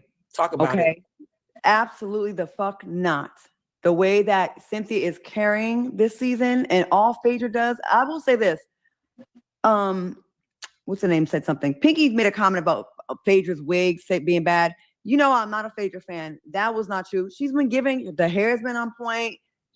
She looks really beautiful in her confessionals, and I'm not here for her. In that blue, she looks gorgeous. I love it. She looks amazing, okay? Mm-hmm. But you mean to tell me, with all the juggling of positions and work and maneuvering friendships and being a peacemaker and being the voice of reason and giving us good reason, different looks in her confessionals, that Cynthia is not a peach holder and shouldn't even be, like, she's right there. And she's got this relationship that she's very happy in. Like, she would be a great housewife this season. She should be getting a big 6-figure check, salary position on the show. And now what they do, I don't know what she's getting for a friend. I know they ain't no $2, okay? But she should be getting, whatever Phaedra's getting, she should be getting quadruple of what Phaedra is getting. Because Phaedra is bringing nothing. It was the biggest letdown in reality television because we're going by yesteryear and this nostalgia, not bringing any of that. The most entertaining, and yes, I'm a hater. That's one thing you can call me. I'm a hater. I am a Phaedra hater because I think she's one of them fake Christians that we talk about, and those kind of people will always irk my soul, like just using that fake. But the way she just like calling it in, phoning it in, and not doing the work. You're not. Where are you? Where are you when these beefs are happening? Besides, no, I want to that. Like, that's all you're doing. You're giving Diddy in a Mace song. You're giving Diddy on a French Montana song. That's what you're giving. That's it. You're a co-signer. What are you, Wells Fargo? That's all you do. Like you're not even Wells Fargo. You're a co-signer. You're the person that we need when I gotta get a loan. And can you tell them that I'm good? Okay, girl, you did that. That's all she's doing. All right, she's not Claudia. doing anything, and you're wasting money. And there's people in this economy that could use that check, and you over here wasting money, being average, being subpar. You got the newbies out housewiving you, and you're a veteran. Why? So yes, I'm frustrated when I see people that are getting to call it in. Ain't nothing more frustrating to me as a viewer and as someone that You does gotta be on Love and Hip Hop. You mad at Phaedra? you working your ass off and you're clocking in and you're working every single You episode, still mad and at then someone Phaedra? else sits back and and they getting paid more than you. That will never be okay with me. She is Portia tight. working, Yes. Cynthia working, Drew working, Angela. Angela working, Kelly overworking. She working. Kelly working. Jesus. You know what I'm saying? Like Pinky working. You know what I'm saying? Yes. These women are working. Phaedra is making faces. Should be in the cast. So the main, like she is working circles around old girl. Which old girls? A couple of them taking naps in the back of the cab. That one. The best moment that Phaedra had, she thought was off mic. Her whispering, wait. And then the producers had to ask her later, why were you saying wait 27 times? That's probably the most she's done. And that was a mistake. You And have to show up for a scene. Yes, and then the reads during the confessionals are so corny. They're so President. At this point, bring Mr. President back out. Bring the kids out. I'm embarrassed for her. Like I'm like, Paige, come, when you say something and it don't land, you should be like, whoa, let me do it. Right, Carlos, let me do that again. Let me do that again, because you've done my confessionals before, back before you got big time. You used to do my confessionals. Right before you got to be a big, huge producer, you would be like, look at the CEO. Huh? What do you say? Look at the CEO. Remember when Wendy was arguing with me on the house? So so that means when she gives them corny ass reads, she didn't ask. Like I could do a better one. Or they are. Producers are tired, Claudia. That probably was the best. I feel the producers and Cynthia need a raise for dealing with Phaedra, because what in the hell is really going on here? They're really hating on Phaedra. Embarrassing. I'll just say she's embarrassing. The best part of her bangs are embarrassing. As a hater, you guys, I'm embracing because you all not hate. I'm a hater. I should be on Dave Chappelle's skit. I'm that much of a hater. I'm a hate every single show. It's not cute, Claudia. But Phaedra, she still gets my hate. The best part of the show for me was when that horse bucked up and Phaedra fell backwards in the dirt. I said, "Oh, look at that! That big." We would rather have Phaedra than you. Equestrian, Claudia. How do you say that you learned dressage all through high school, and that's my sport, and I knew how to ride when I was 7? Weird joke. And then you see a horse and you go run. Look at Dustin face. Well, the horse bucked up because animals. Cats, dogs, and especially horses, they can tell when your spirit is bad. Especially horses. You know how horses, they be looking like they used to be chilling like when they walk, but when horses go, you ruined the whole show with this, y'all. Claudia, don't do that anymore. Claudia, they're gonna clip that. Come back. Turn back around, Claudia. They're gonna clip that. They get the clear in their throat and shit. Portia's talking about bundles. Portia was good hair. I said, nah, Portia. It was all thin. Portia liked the hair though. She was doing it. You missed them going in on your girl, Blue. I think they even addressed the black card thing. Let me see.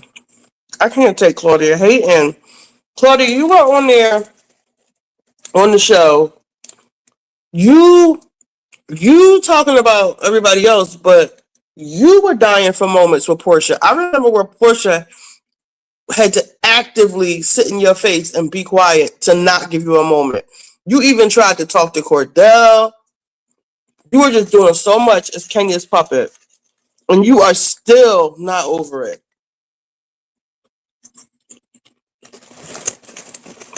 I like Phaedra on the show. No, I like her because she's irking the fuck out of Shamia. Shamia is so salty that Portia is paying her dust because Phaedra is there. And you in the outhouse. And y'all got stairs in y'all bedroom. Y'all are literally in the servants' quarters. Cynthia ain't new to this. She true to this. Y'all got some miserable ass energy. You and Kelly is fake.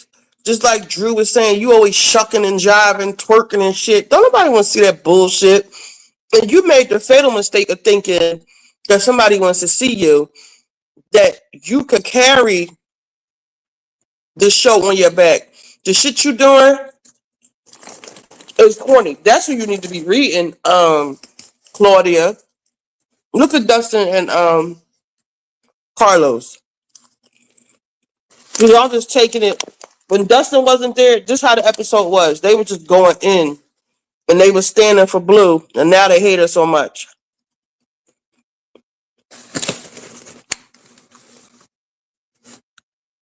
My popcorn, sorry. It's not cute being a hater, a 60-year-old hater. Ain't she almost 60, Claudia? Can't keep a man, Jordan. Like, she on Love and Hip Hop at 60 years old. Hey Siri, how old is Claudia Jordan? Claudia Jordan is 53 years old. See, she almost 60. Hating. What is a 53-year-old woman doing on Love and Hip Hop? But you mad because Phaedra got back on the show. You were never a part of the cast like you think you are. You're not an expert in reality TV. You couldn't even keep TGIF afloat. You was being so messy over there. Poor Armand. You fucked up his thing because you was hating on Al and Funky. You was really hating on Funky. Couldn't even do that. I ain't heard nothing about you being on Love and Hip Hop other than what you say on here. It's just pitiful. Really. And she just ruins this whole thing for me. And Blue, you a follower. Because you used to be cool. I used to like her. But she drinking the Claudia juice. Claudia done got her ear, whatever. Just like I said, Shamia. I think Shamia is the one.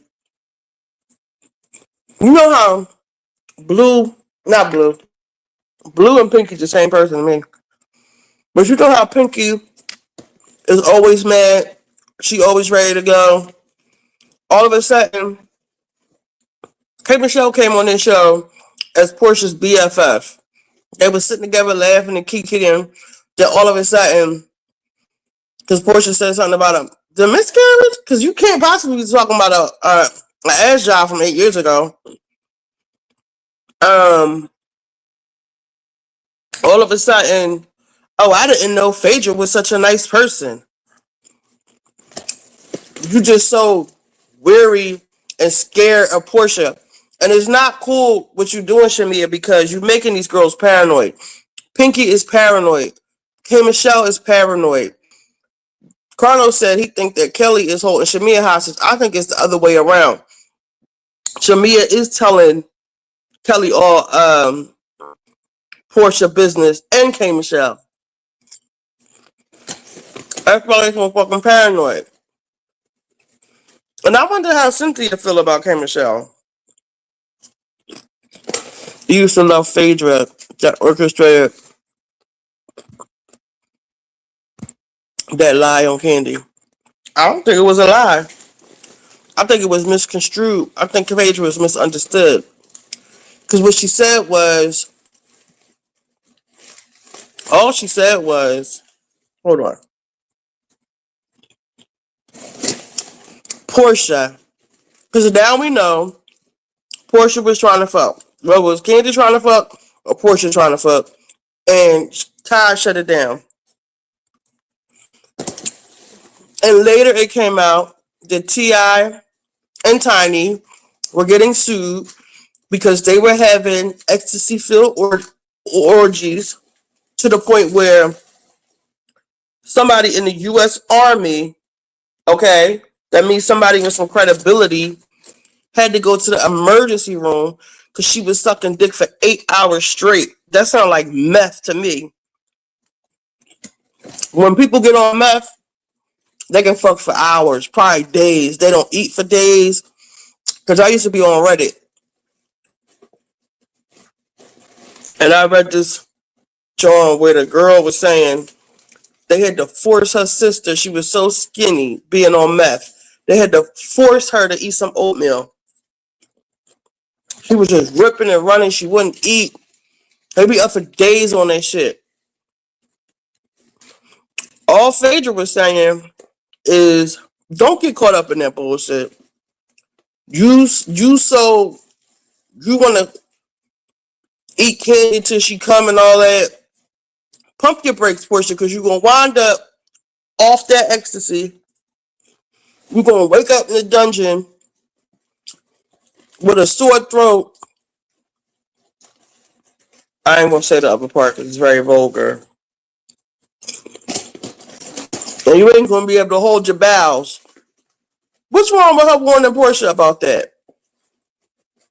Because she heard what actually did come out. Because birds of a feather. I mean, why do you think their marriage ended? What did Todd do? The marriage was already open. What could he have possibly done?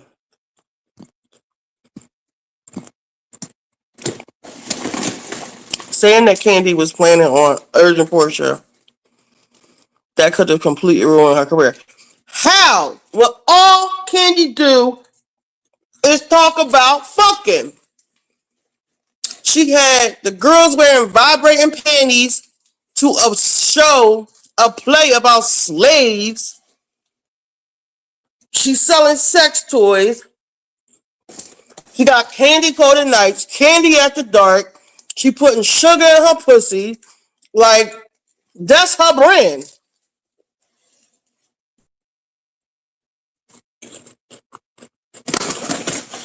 I would have told Portia, be careful too. You might not want to sling your puss that way. It's different over there. I want to know, I got to see exactly what they said.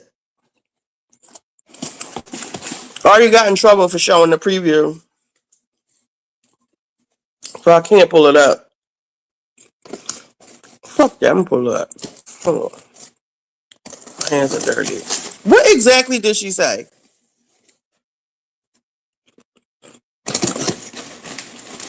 I don't think it was a lie.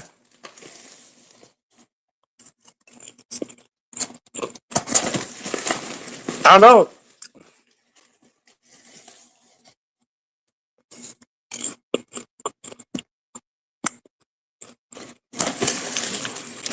No, it wasn't. Because nobody would have believed. Anybody believe Portia, and nobody will believe Candy would do drug and rape somebody. If you take out the words drug and rape and put in have a threesome or an orgy high off ecstasy, it sounds a little different. And remember when Bolo was there, Candy was encouraging everybody to drink, but she doesn't drink. I've never done a drug in my life. But you sit around and you let everybody else get high and drunk, and you have your way with them. So I ain't crying for Candy with that. It wouldn't have ruined her.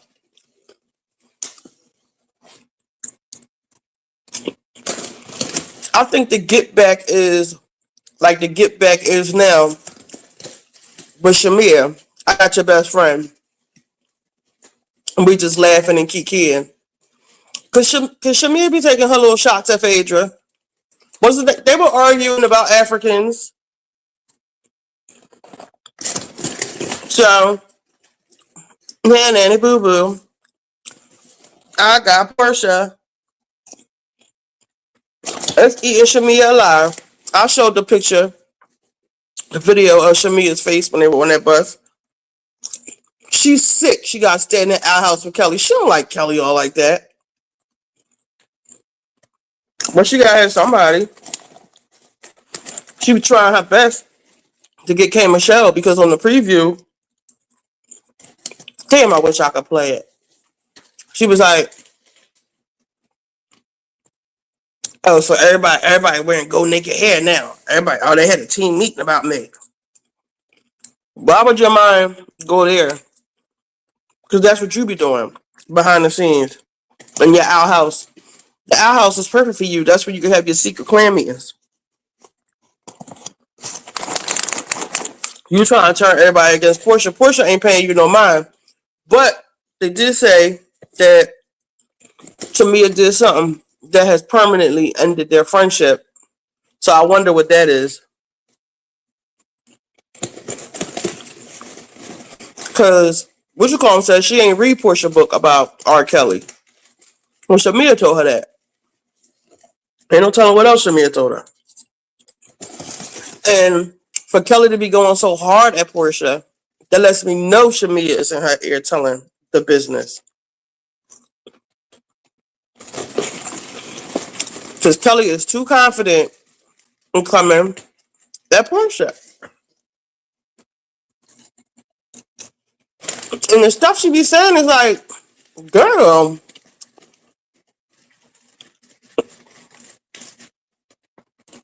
like Pinky calling people broke and stuff with tax brackets. Your tax bracket is at, you can't pay your bills. Like everything about when, like I said, when I was pulling up the pictures for the thumbnail, everything with Pinky is about her and her financial issues, even before she came on this season.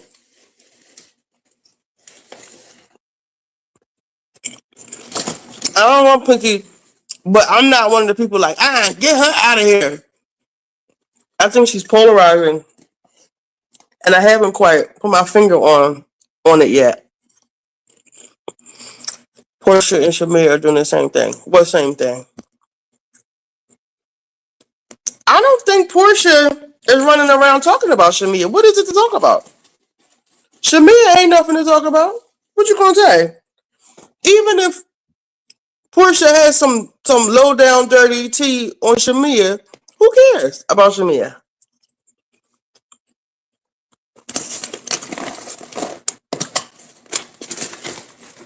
Don't nobody care about Shamir.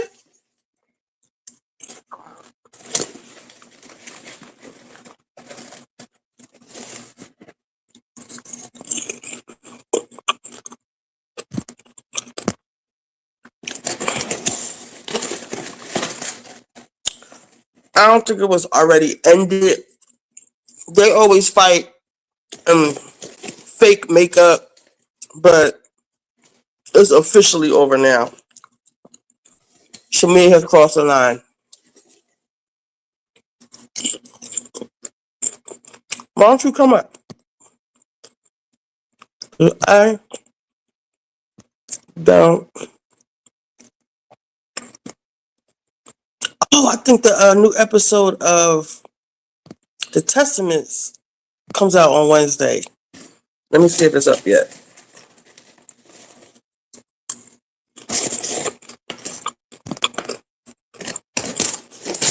Portia and Shamir are doing the same thing. What same thing?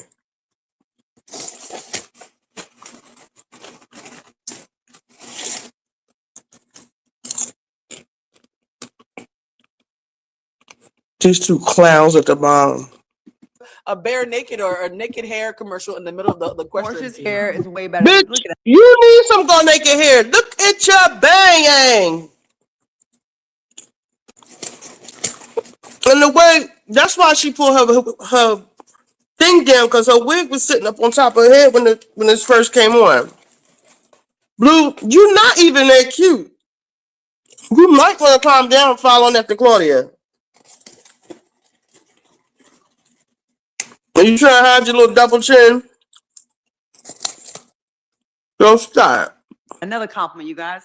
Her hair is way better than that. Horse had thin hair, one bundle. Portia been looking, actually, they've been looking good this season. Thank Everybody's you, been looking beautiful. Look at Claudia's face. Sick. Blue face. Sick. Portia hair ain't never look fucked up. Ever look fucked up. You wanna know who hair look fucked up?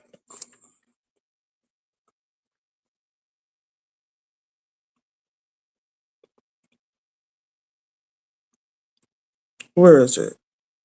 Damn it. These don't come in order. That was April 5th. Hold on.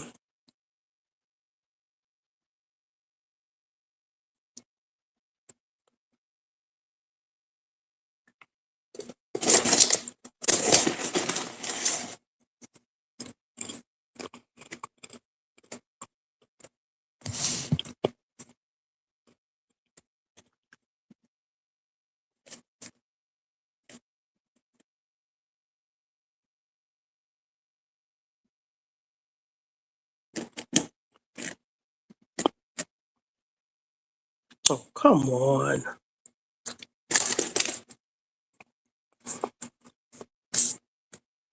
February. April.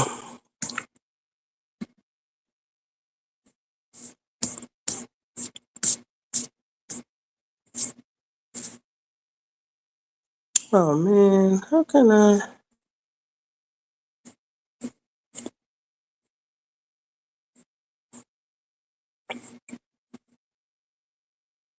Here we go.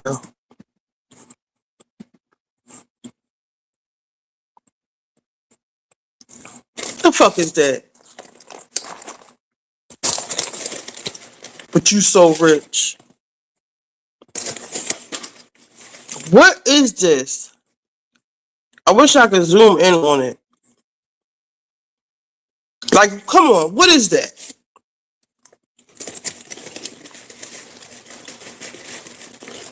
I can't zoom in.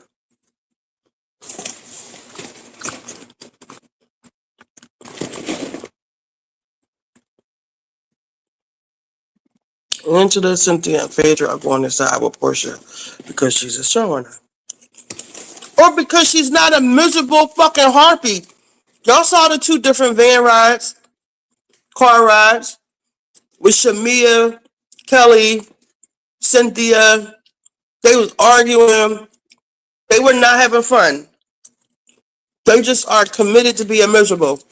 And the van with Portia, they dancing and laughing and stuff. Like, it's just better over here. Portia's not a miserable soul.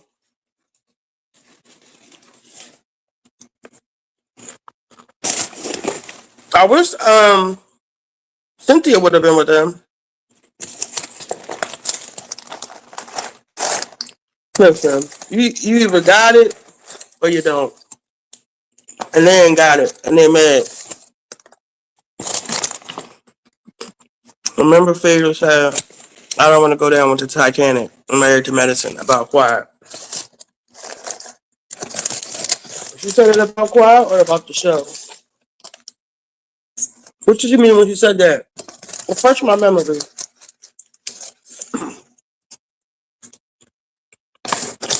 Phaedra was friends with Sweet Tea, right? They were so mean to Phaedra over there.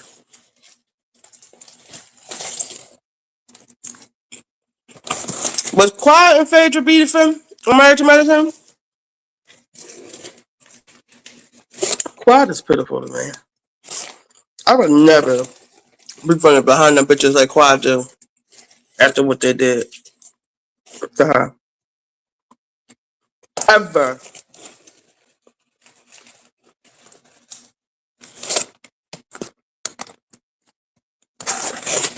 Ooh, make a mess.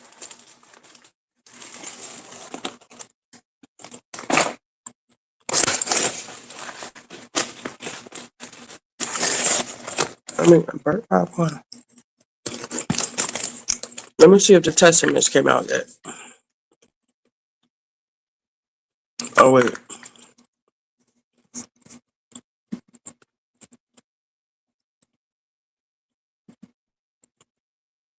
Oh, come on.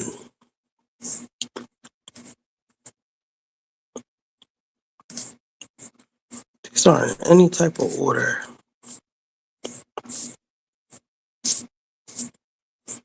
Oh. Let me pause these two hating it. You see, I'm saying like the energy, Claudia and Blue It's just so toxic and like y'all just like killed the whole vibe. I don't even want to see the rest. Let us not forget the tax bracket. The bitch that has touched all the money in the world. This is what her feet look like. Your feet shouldn't look like that even if you're not on the show. They look like crackhead feet. Like, Pinky, what is going on? You got corns, your toes ain't polished.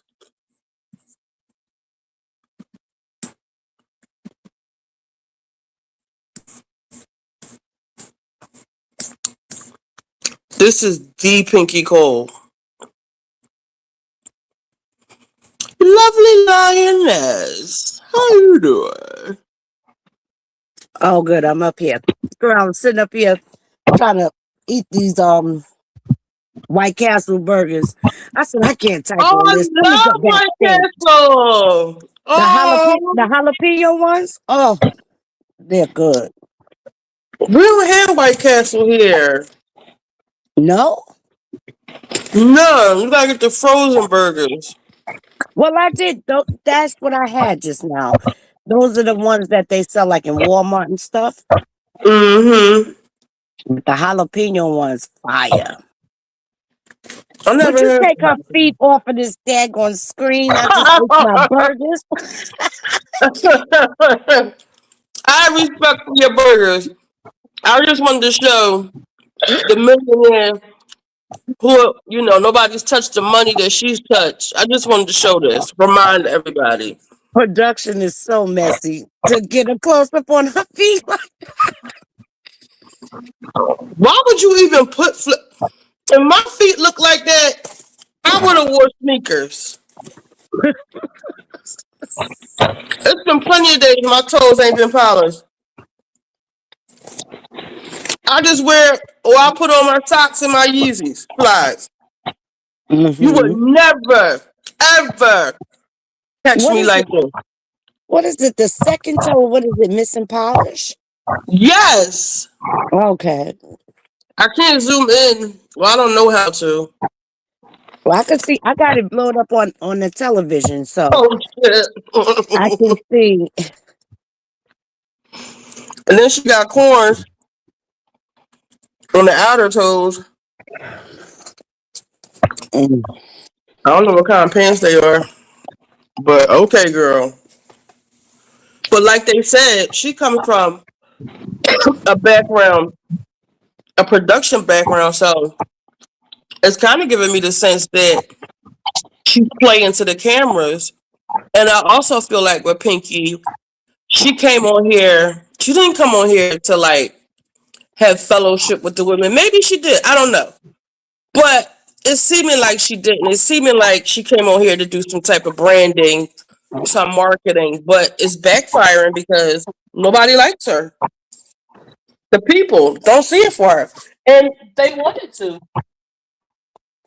I don't believe that. I don't think that the people ever wanted to see it for her because we have to face facts. We live in a microwave world, I guess you can say, in a sense. Everything is about optics.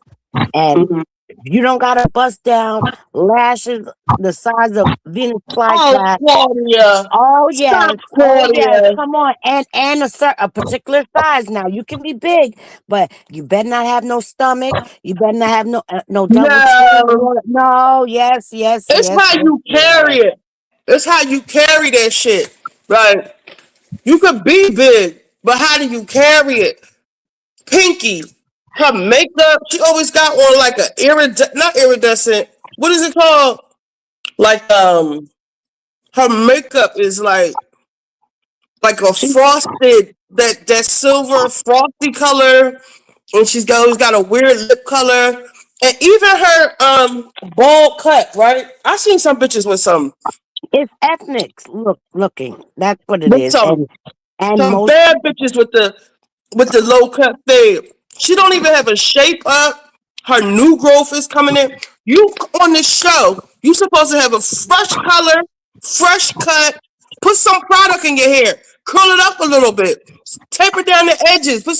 Do something. It looked like you just rolled out of bed. You ain't even brush it with the wave brush. Not you ain't put the do rag on that night. No, you ain't do none of that. You didn't even get your feet. You didn't even get your feet done. A pedicure. It's not because she's a bigger girl. I'm a bigger girl. It's how you carry that shit. It's everything. It's everything in a whole. But I'm saying these are the things in combination that the masses have against her. She doesn't have that certain aesthetic. I hear you. That they're looking for. They feel to be a housewife the same as K. Michelle. Like everybody's saying, okay, Michelle was being over the top because she didn't want to come to the dinner without her glam or what have you. But on the other hand, now y'all are criticizing this woman for coming in her natural. Now y'all can't have it both ways. You can't serve two masters. No, you're not listening. Y'all just want to say that because y'all like Blue, for instance. I'll say Blue identifies with her. Hold on 1 second.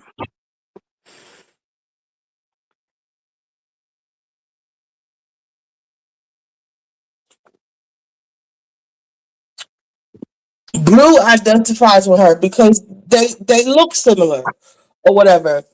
She is the heir to the Fortune 500 company of slutty vegan. Okay, she's supposed to look like money. Okay, everybody doesn't have to be skinny. Hold on.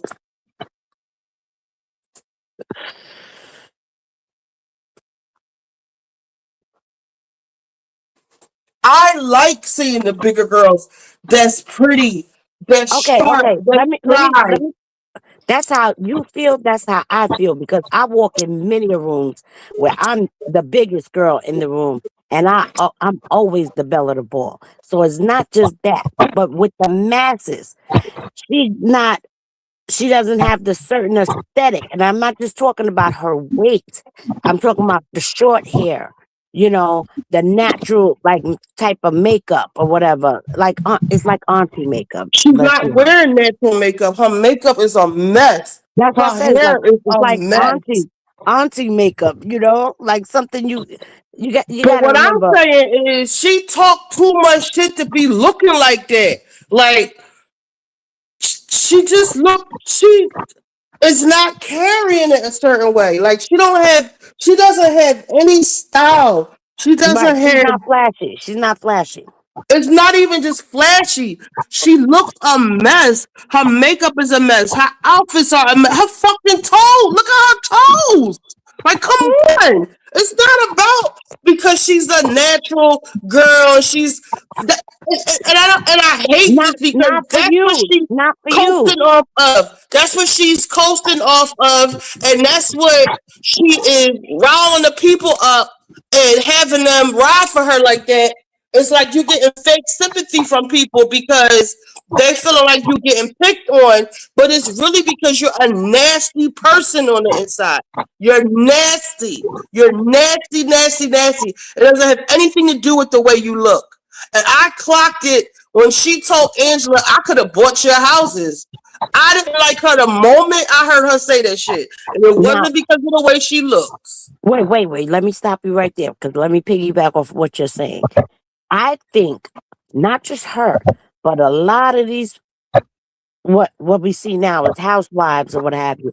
I think a lot of them sat back and watched the show and said, I can outdo this one. I can outdo those girls on there.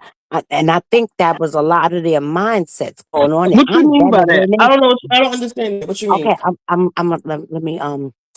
let me clarify it more. Like, I think a lot of them that came on the show once the shows were established sat back and watched these shows and said, oh, well, I have more than those girls on that show. I could go on that show and outdo all of them.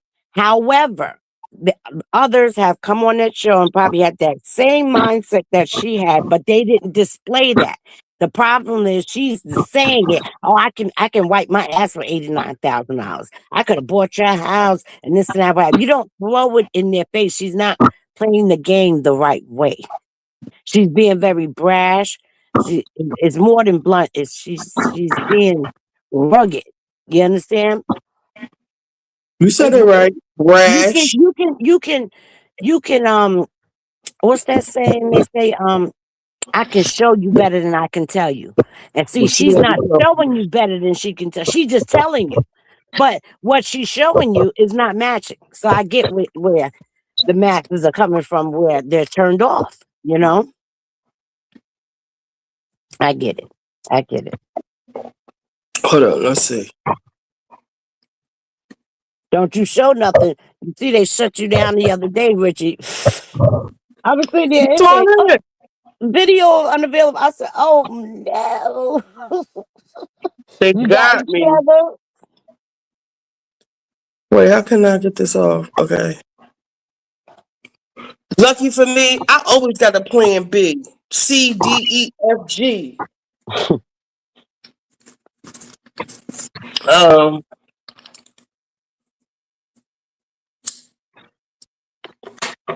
I just want to look at some hairdos Mhm. to show what I'm But talking about. she had dread. She cut her hair. So everybody, that's another thing. Everybody's like, "Oh, she's blonde. She had hair. She cut it off." Like, look at her hair right here, right? You see what I mean by a fresh I know my daughter's color, a a beautician. fresh, like a fresh color. Yeah. She even got some designs right there. It's tapered on the side. I'm talking about this lady in the red shirt. Like, Mm. that looks fresh. She got the nice earrings on. She got a good lash. Her makeup isn't drawn. She's a bigger girl. She's sharp. That's what I'm saying. Let's I get see. what you're saying. What is this style called? A fade, maybe? Well, that's just the sides, right? Like even over here. But see, the difference with their hair is treated. Her hair is not treated. It's dyed, but it's not straightened. And see, that's another thing. That's that slave Because there was mentality that we all no have. effort put into it. That's why it looks like that. She It's just woke up natural. and went like that. It don't even look like she put any oil on that shit. She don't have to have it a perm and all that other shit. Like she don't have to do all that. She don't even have to have a like right here. She doesn't even have to have curls. It seems like she's anti pretty. Not pretty. She's anti polished. Right. It's just natural. But you gotta also keep it. It's more than natural because you could be natural and still look like you gave a fuck about what you look like. She looks like she don't give a fuck about this, like very low effort. Natural doesn't mean no effort. Right. Right. Like I'm natural, my hair is natural.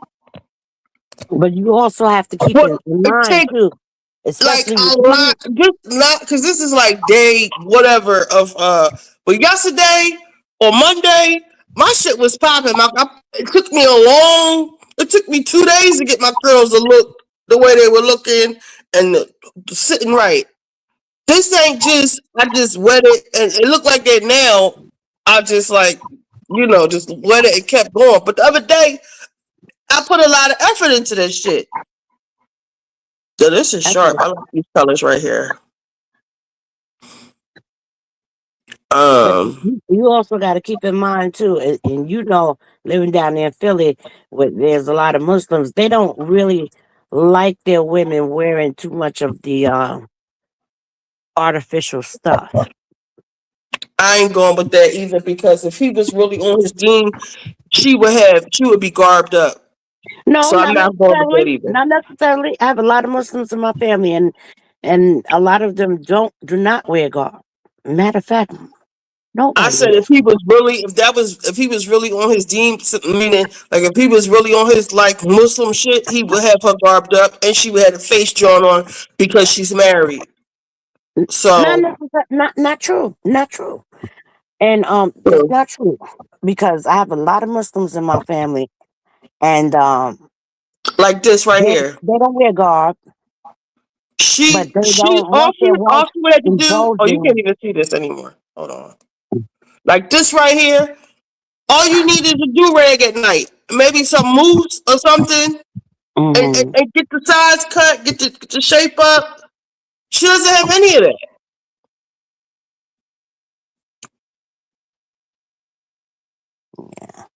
Cause like that cut right there to the left, that burgundy one.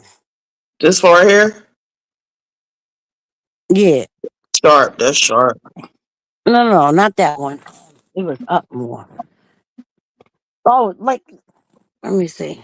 I'm looking at the TV. It was a little behind. Let me see. Let me look at the phone. Go all the way back up to the top.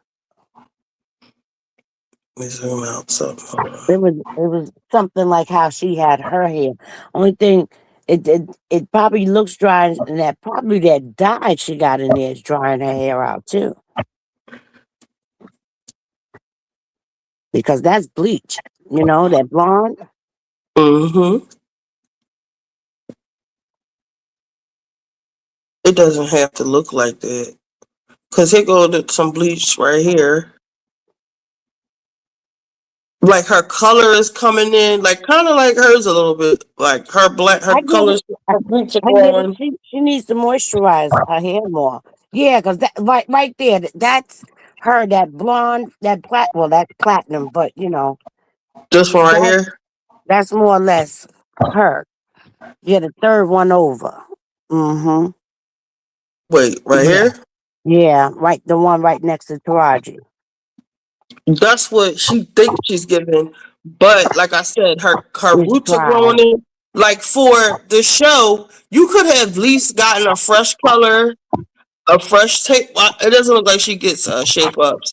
Well, she doesn't. That would make a big difference. Right, right. I agree.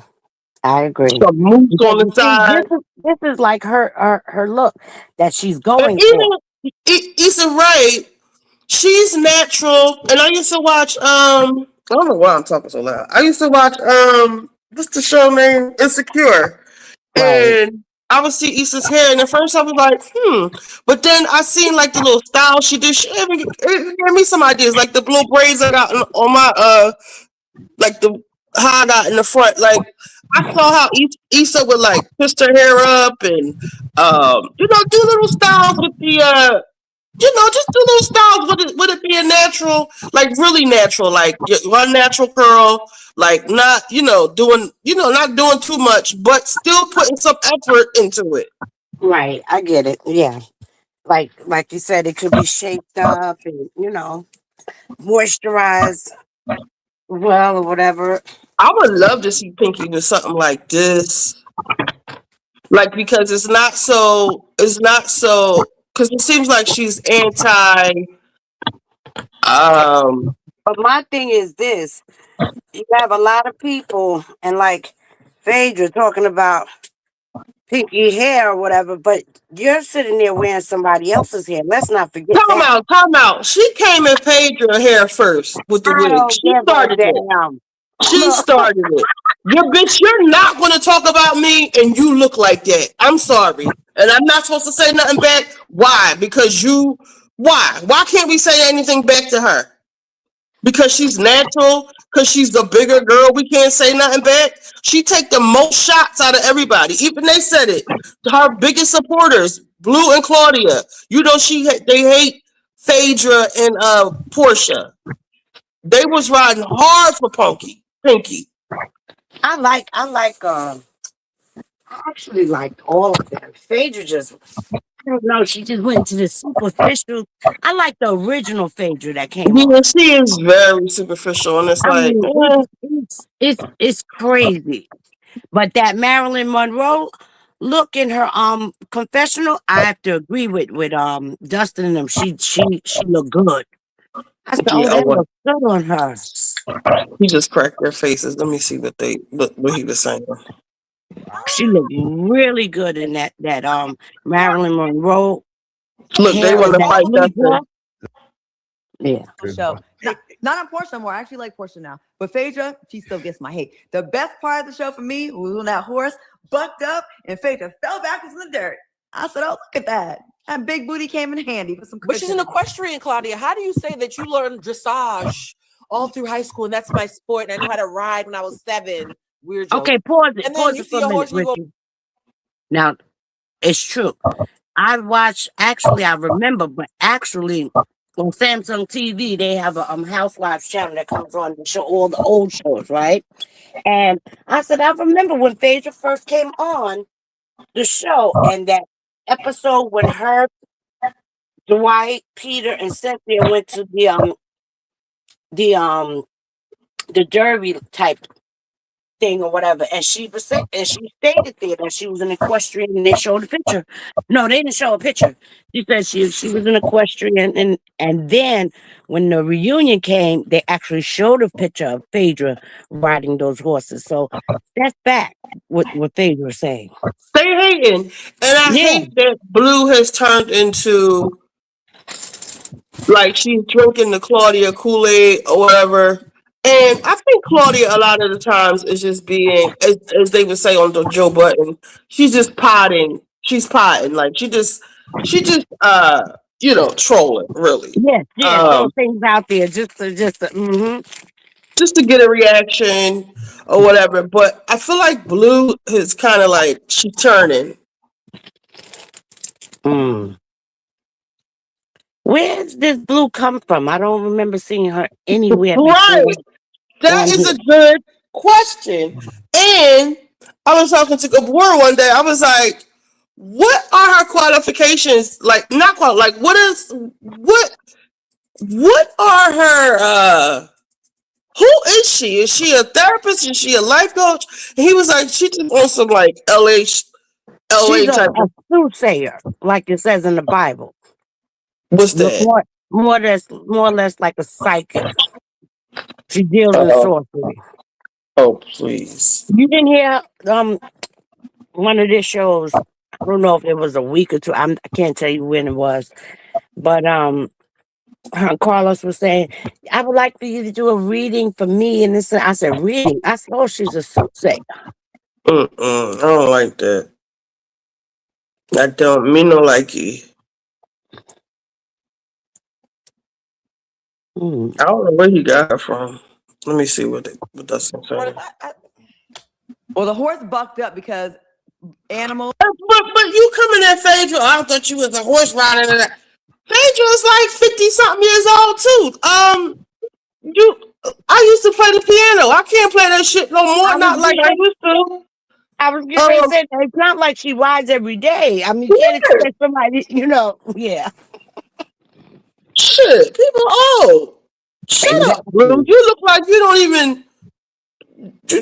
Let me shut up. I like Claudia though. I know. Cats, dogs, and especially horses. They can tell when your spirit is bad. Especially horses. You know how horses, they be looking like they usually be chilling like when they walk, but when horses go. This is what I don't like about Claudia. She is turning this into TGI Fridays. You already ruined that show. It just started off with Dustin and Carlos. I like Dustin because he's insightful. He's smart. But and he's funny. That was Carlos's aim. Like, I don't know where I saw that, but somebody was saying that Funky was stupid because Carlos came in and stole their whole concept and brought it on YouTube. Yeah. Said, oh, snap. I don't think Funky's stupid because he got his own thing going on, and I didn't think he would be able to maintain this. He actually surprised me because he, has his mental health stuff, and he sometimes quits a lot of. He don't, finish. I don't shit talk Funky for his, struggles. I didn't think he would be able to maintain what he's doing, and he's still doing every day of the week. I don't know if he heard me say, he doesn't even have a set. He's not even putting any effort into. He's been doing this for so long. He talk about, he's the top dog in this. Like, nigga, you still recording in your fucking like me in my bedroom. Where's your set and all that? Like, come on, you talking about you make all this money and where is it? But he's invested. He got a whole set. He got, he got a real show, and then people be mad when he doesn't come on. Yeah, they do. They be really mad. And sometimes when I don't have anything to watch, I'll go and watch old episodes of when he used to wear his wigs and stuff. When that's the girl, especially when he used to review Scandal. I fucked with Funky Dineva. But TGI, I think, and Gabor has said it, he thought that Funky was above TGI Friday. And I kind of agree with that because Claudia takes up so much space, and I think that she perhaps gets jealous when other people, because when they had the fallout, it was a lot of her. Well, I'm the one that included you in this, and I'm the one. And if you hear other, like I've heard Alex say it, a couple other people, that Claudia was offering people jobs, so she thought that was her show, even though it was Fox Soul. Mm-hmm. She thought of that as her shit, and I don't know. It's a shame that it didn't work out. Period. Same thing like Nene. We loved her, and she was Atlanta Housewives. We watched for Nene. However, it wasn't hers. And see, that's where people get tripped up with the mindset. That's the thing about working for someone else. Never get comfortable and think that this job loves you. No job loves you. You're Nene. Even I always say I want Nene to come back, but I don't know if she'll be the same Nene. Like I still think she'll be this person she is. Like I hate when I see Nene with the see-through dresses and her titties out, and like, come on, Nene. Her and Phaedra. Remember when she used to get on Phaedra and say, "Oh, I'm Miss Plain Jane from Athens," and this and that. They are one and the same. Look at both of them now in comparison to how we met them. They both are 50-something-year-old city girls. Maybe like 60. Hold on. Hey Siri. I think maybe How old is Nene Leakes? 58. Hey Siri. Wanted to look how they look now. Phaedra Parks. I think Phaedra about 52, 53, yeah. 52. And Claudia's 53. Phaedra bleaching that skin down, though. She about 2 days lighter than when we first met her. Yep. And Phaedra makeup used to look a mess too. Like Pinky's, like with that eyeshadow, that like silver metallic eyeshadow. It's auntie makeup. You know how you see the older aunties, I've been seeing some sharp aunties, so I don't know. No, but I'm saying, think about when we was kids, like, and you see the auntie. That's what Pinky gives you, that type of look. Yeah. Think about it, yeah. Like that, with the even though I love my what is it? My gold glitter eyeshadow. I love it. But you gotta know how to wear it. Eyeshadow is everything, but you gotta put it on the right way. You can't have it slatted all over your top of your eyelids and all over. You know what I'm saying? Like all up to your eyebrows. You gotta do it right. Exactly. You gotta know how to use the crease of the. I'm gonna pull up Pinky in a minute. Hold up. Let's see what Dustin's saying. Claudia, don't do that anymore. Claudia, they're gonna clip that. Come back. Turn back around, Claudia. They're gonna clip that. They get the clear in their throat and shit. And plus, she's talking about bundles. Portia was like, "Oh, this is some good hair." I said, "Nah, Portia." It was all thin. Portia liked the hair though. She was doing a bare naked or a naked hair commercial in the middle of the question. Portia's hair is way better than. Look at another compliment, you guys. Her hair is way better than that horse. Had thin hair, one bundle. Portia been looking. Actually, they've been looking good this season. Everybody's really been looking beautiful. They have. They've been looking good. Everybody? Not everybody. I mean, all the people. Let me think. Okay.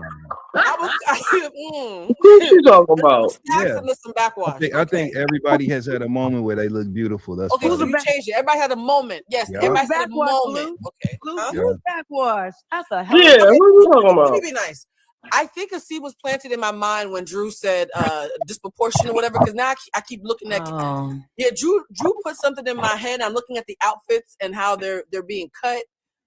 Like I just. Kelly, I hope you have a better rest of the season because you are irking me in a different kind of way from Pinky. Pinky's irking me overtly. See, this is what I'm saying about people, right? Blue is talking about the way people looks with this wig sitting up on top of her head. You see how it's like, first of all, she's got the bangs curled. They're not a bang. It's curled. It's tucked under. It's tucked under. You got a crimp, some type of crimp, not crimp. I don't know what kind of Lane Bryant type of earrings you got in. You look a fucking mess, and it looked like you got some purple underneath on the bottom eyelid, not the eyelid, underneath the eye. Don't talk about the way anybody looks, Blue. I have to agree. With it. Exact. Have your stuff up apart if you're gonna come and judge someone else. Yes, and that's what I'm saying about Pinky. Pinky, you talk too much shit to be looking like for you. Let's just start and stop with the feet, okay? Pebble in the shoe, and you take the shoe out and you shake it. You think it's done. You put the shoe back on. You can still feel the pebble.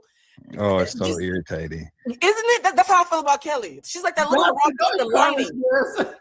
She was mad. The lining of the toe. Blue, she was mad as hell on that sprinter, and I'm gonna tell you how I know, because girls and women do this when they argue, when they be mad and making a point. Once they start hitting that leg and doing like this, right. Once they start doing that, you know it's like it's up. And when Kelly was doing that, talking to Portia on that sprinter, she was in the pocket of anger in that argument. It was real, which made it so good. And Portia was getting there. She was on the edge. She was bordering it. You know what I'm saying? But she didn't go all the way to the center. Kelly had clicked out of the situation.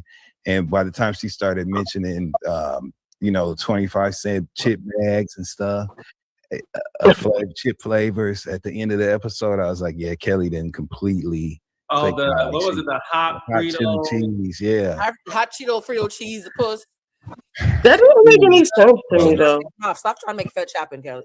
Like, oh, you wear me out. Yeah, what does that even mean? I think she was trying to say like fiery crotch.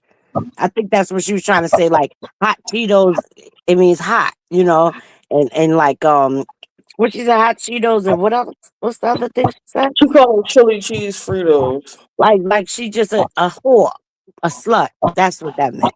Is that what that means? Yeah, like you just a hot whore, a hot slut. Well, Kelly, like you know how they say, oh, you little coochie frita slut, something like that. If I had to choose between you, Kelly, and Portia lives, I would choose Portia. Portia's a pretty girl, but but she made I'm better just talking about how they living. That house situation. I don't know why that bothers Kelly so much. Because, like I said, you living in a townhouse with all them kids. Your ex is having a protest outside. What did she say he was doing? He was about how he went on Tasha K and something else. some kind of Yeah, protest outside, something she said to that effect. I it seemed think like what to it me, is, her and she's Portia would be envious. like, I think Kelly's envious of Portia. Like, how does she have these things and I don't? I look better than her, you know? right, right, absolutely. Only I thing I am don't better agree than her. with Portia with this house situation. Why? I think because it's West Paces Ferry, where Portia's house is the creme de la creme of suburbia in Atlanta. What is And it those called? are not houses, those are like more or less like mansions, estates out there. So it's a status symbol. However, I don't get selling the other home to pour all this money. You know what the upkeep takes to keep that home? That is a not a financially sound decision. I don't get it. Well, he's paying her 40,000 a month, right? He's not paying her anything. Simon has sent her nothing. And there's nothing that the US can do to make him. He's in another country. They can't do anything to him. And he's barred from this country. They can't do anything to enforce that. Well, guess Nothing. what? That's why she got Dennis around there trying to help her do a podcast to Mm. keep the house. But that's So, stupid. That's stupid. but that's what she wants for now. And when she doesn't want it, then she'll move on. You know, fuck the house. It ain't hers. Like, she just, you know, It's crazy. It's a dumb financial decision. she's got to save face because she stole that lady husband, whether she was found was cheating or not. But, you know, she feel like she has to put on Uh, appearances. She doesn't want to be like Dorit. you're And, you right. You're know, right. You're right. downgrade. She probably feel You like can she got get to it. keep this up for a little while until it doesn't make sense. She's got Dennis there, right? He's right there. He ain't gonna let her fall but so much. You're You right. know, Because I'm thinking like for me or for you, I forget right? that they're on their show and it's about keeping up appearances. So yeah, I get it now. Yeah. And like I said, Dennis is right there, and there's some empty. Like I always say, like people hate Evelyn Lozada, and they say, "Oh well, she fucked her way through 3 players associations." You bitches wish you can get one. Right. Right. I have to agree. I'm not saying like those are my goals or you know that's something I look up to, but let me say, you know, getting a football NFL player, uh uh what is it called, major I get baseball I, league, I get and what an you're saying NBA because player. I Come used to on say that now. about the Monica Lewinsky thing. They was like, yeah. I said, you suck dick for less. You understand? Right, At that least was she the sucked president. the president's dick. And she came out a millionaire afterwards with all the interviews and this and that, what have you. Please, shut your You mouth. bitches You wish sucked the nigga around the corner that hang on the corner and smoke weed and drink beer with his boys. You sucked his dick for nothing. So how you you gonna like criticize this Dorit. woman? You can't Out of even here. like Dorit can't even get PK to pay her mortgage of with his children. She married a scammer. Poor Dorit, she married a scammer. Yeah, And I don't think she knew it at the time. I think I she think she did. knew it.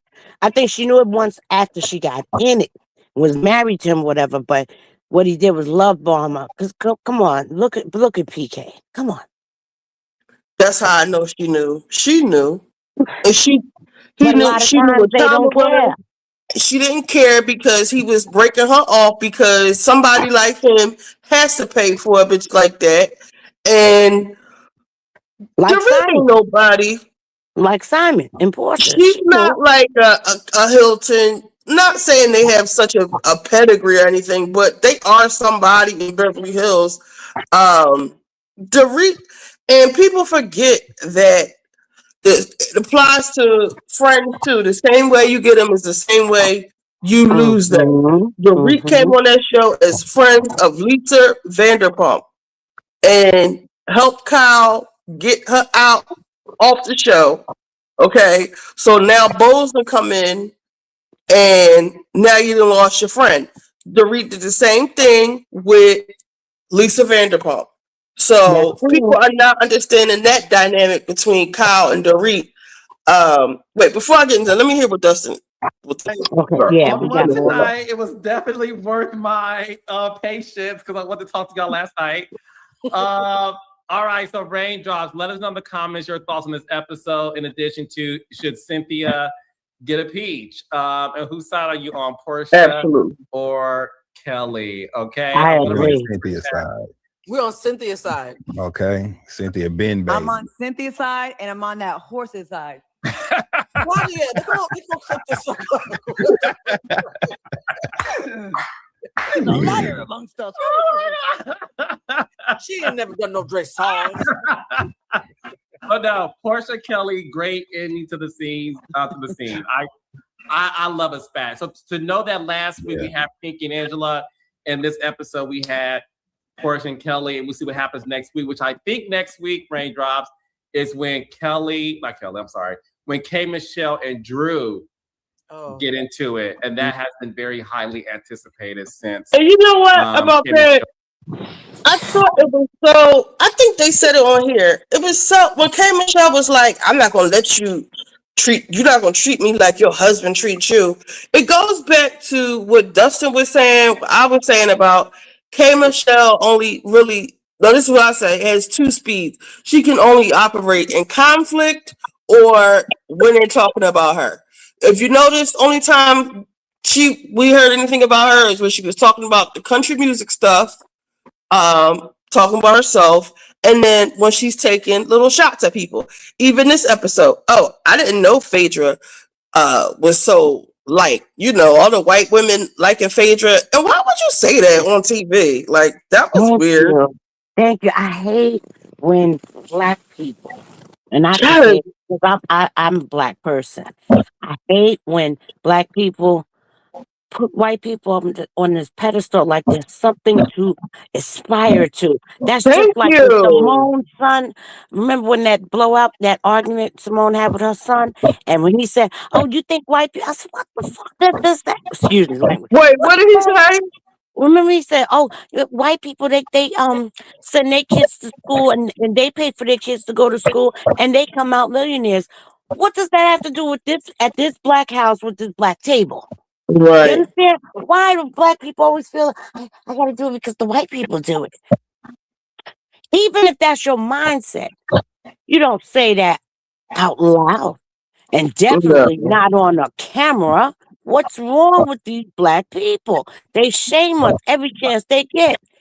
And K Michelle, she's That I was hate to so say it, like, just so ew. insecure. She's just an insecure girl. Very insecure. And I think And mean.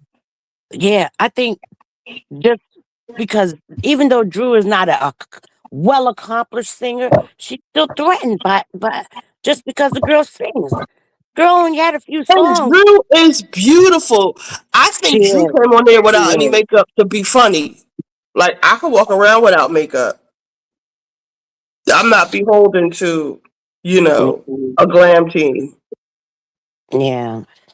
And K K Michelle, Michelle looks like her girl. face is completely. I hope there's makeup and not the color of her skin because her face is a completely different color than the rest of her. Really? I didn't Yeah. say that. Let me Any see if I can pull it up. I can't play any of it. I can't show it. You don't want to get in trouble. That tells me that we can't, like, it really chaps my ass. Let's see. Oh yeah, I just noticed like when you was just playing this and Claudia when she started doing the bucking like the horse, she Mhm. kind of looked like you remember when we were kids and they used to show Rudolph the Red-Nosed Reindeer. Uh, Why she looked like the reindeer when she was doing it? I said, "Oh my gosh, look like Rudolph." oh, look at this. Oh, you can't see it. Let's see. The original post was Cynthia is relating. So this one, Cynthia and Pinky was going back and forth, and I put, fuck it, I'm gonna play it. Hold on, because this was so tacky to me. Backstory. I had already. No, I did have the backstory. Well, you didn't have Shamir my showed me the backstory. picture, but they asked Go me ahead, how Cynthia, it get was her. in the room, so I communicated what was happening. Absolutely, but Yes. again, puzzle just don't have one piece. Yeah, you're right. Takes a lot to put it all together. Shamir called you, And we had So my talked, we had laughed, we had done a bunch of things, but Now you see how Pinky is talking over Cynthia, so she can't even. She's trying to talk over her. That's one thing. Because I'll read the response. Hold they on. said that my tone was a little aggressive. it was Kurt. Hurt. Okay. You see her face? Look at her Okay. face. Let me explain a little She ain't something. like that. She's like literally biting the inside of her cheek. Yeah, But Cynthia said it was hurt.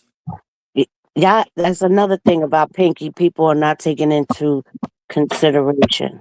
Pinky's of Jamaican descent. So am I. And the women, they're very brash. They're very take a Spice. From Love and Hip Hop, you know Spice, right? Mhm. That's how Jamaican women are. They argue. Their sense of reasoning is chop, chop, chop, chop, chop, chop. When they chop. Even in, like, you see Cynthia's trying to have a conversation with her and she keeps cutting her off, and that's how they do.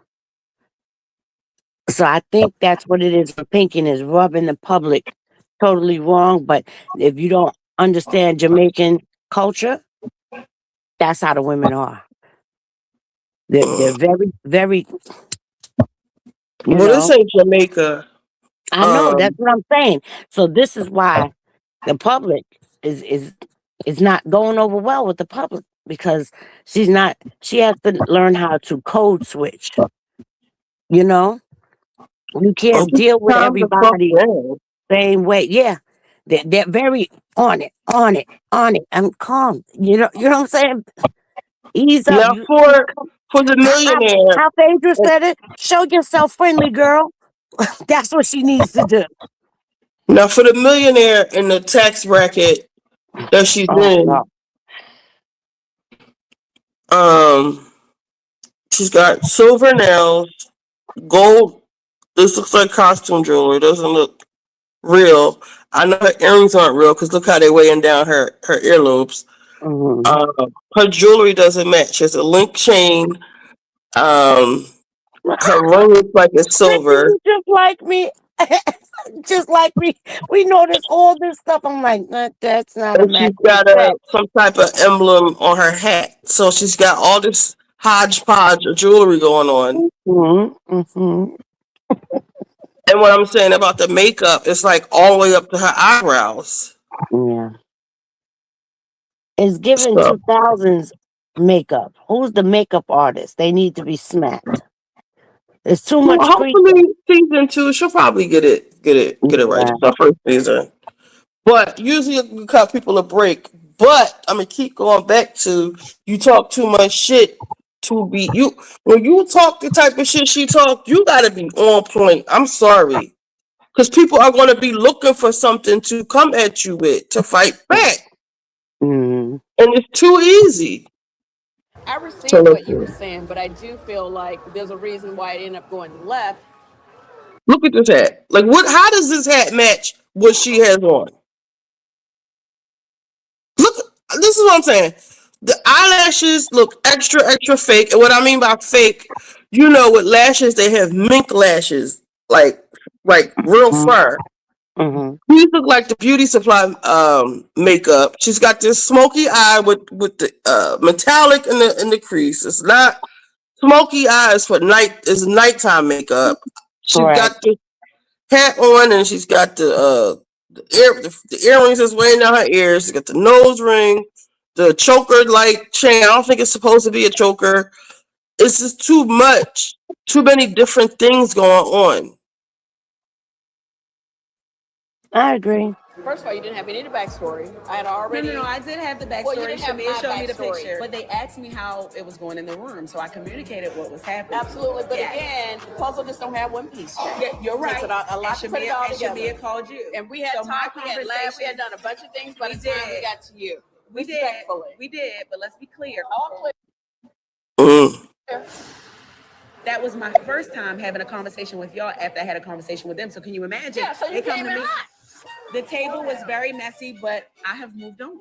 Like, it's a new day. Can you open up the floor for questions before you close this out? Because what you do is you start a conversation, Yes, you and run the conversation. Nobody asked you Sally Mae. Here she is the guy that asked you that. So please don't come in here.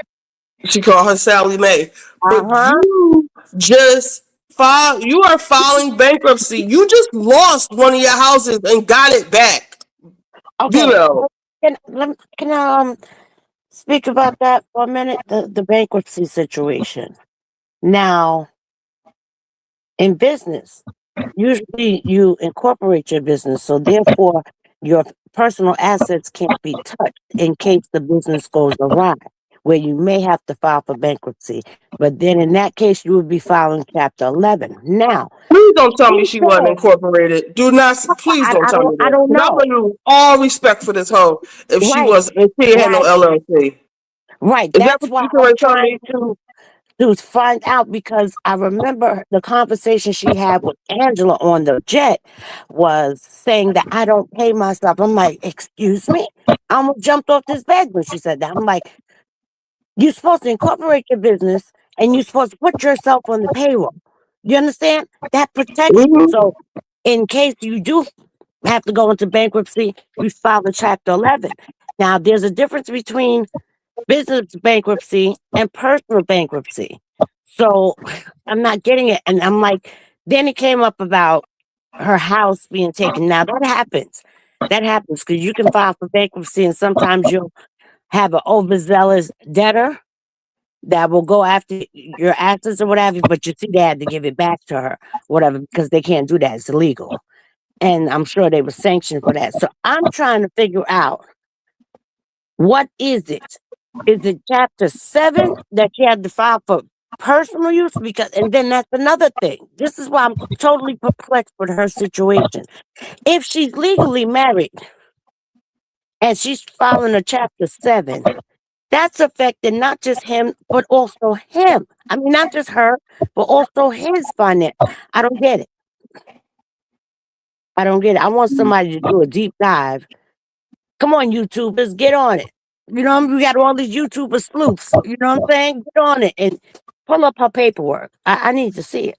I need to know what's going on because it's all over the place. Mm-hmm. Did you hear anything else? I mean, what is it? Is it I don't care to know, because all I know is you didn't even file for bankruptcy the right way. Okay, for them people to come in and take your house and you got to go fight to get it back means you did something wrong. No, let me stop you because because she was on the jet. She was on the jet talking about if I can't do it this way because I don't pay myself, and I can't do it that way because on paper it looked like I don't have nothing, even though I do have something. It sound like tax fraud to me. She should have kept quiet. Even the white boys, the Bravos said that you did it wrong. The Bros, whatever you did. I watched it when you played it the other day. But I had filed for bankruptcy before, and my bankruptcy was closed and done. And like 6 to 8 months later, I had a debtor come in and put a freeze on my bank account. So they do this. But they did that shit right away to her. They had to take it off. But they do. That's your personal story. That doesn't mean that's what happened to her. All I know is she's still fucking up, is what I'm saying. I don't care to know the details. I think it's personal bankruptcy she's filing for, because why would they be able to go after her personal assets? So she did something wrong. Like you said, I think she's actually broke. Because her personal assets, if it was just a business bankruptcy filing, You understand? They wouldn't be able to go after her But none personal of y'all can assets. touch the money that I touch. It seemed like you touched it and it ran right out your goddamn hand. Go ahead, play it. Go ahead. And run the whole conversation. Okay. And not open up the. And I like how Cynthia is on it. And it just tells me a lot of the time Cynthia is just biting her tongue and just like, you bitches. Well, Disgusting. she told us this. She said, what's the name knows how to read, but Cynthia knows how to read. She said, this is 50 Cent.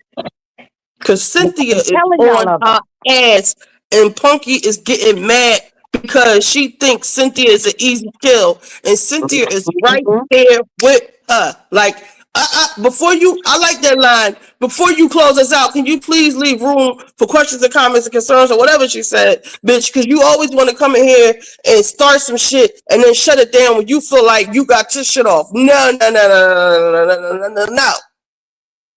I'm open. I'm listening. It's very aggressive.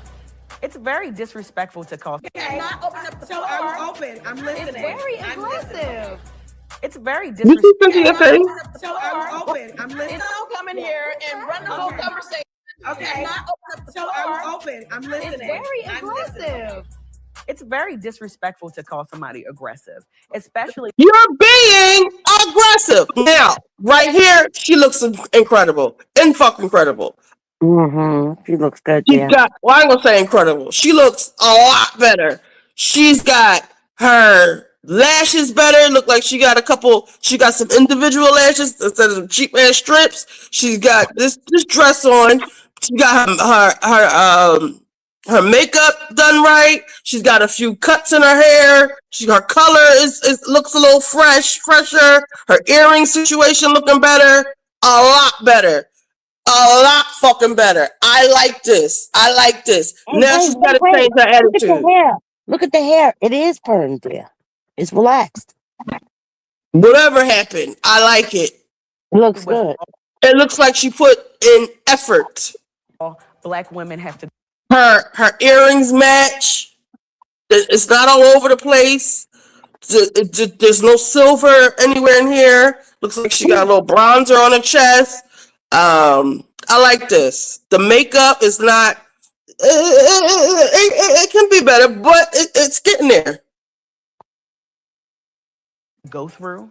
So if you feel my aggressiveness is taking up space Aggression, but go ahead. in your little world, then I'll be a Little world, that is the Cynthia Bailey. You are just a restaurateur. Like, you are not Beyonce or whoever you think you are. I don't understand where she gets the gumption, the audacity, the unmitigated gall, like to really be like trying to house people like you are somebody. You just own a restaurant. Okay, let me Big fucking deal. That is the Cynthia Bailey. You could never walk down anybody's runway. You can't even get your hair right. You look a fucking mess. I'm gonna tell you where I think she's coming from. She's suffering from, you know how they say the fat people that lose weight, but they still thinking with a fat mind. Now with her, remember she said her mother worked 4 jobs or whatever. I think she grew up that poor little girl, and then when she finally became successful, she still is functioning from that poor little girl mindset. Like, I have this now. I have this. That makes me better than everybody else. I have more than everybody. That's what it is. I think that's what it is with her. However, you're in bankruptcy, though. So that's. You're in bankruptcy, though. So you're not up there, girl. You're not. You're in the same financial situation, or maybe worse than the rest of them. I don't know. My text stopped going through. I wasn't even paying attention. Hold on, let me see what is happening.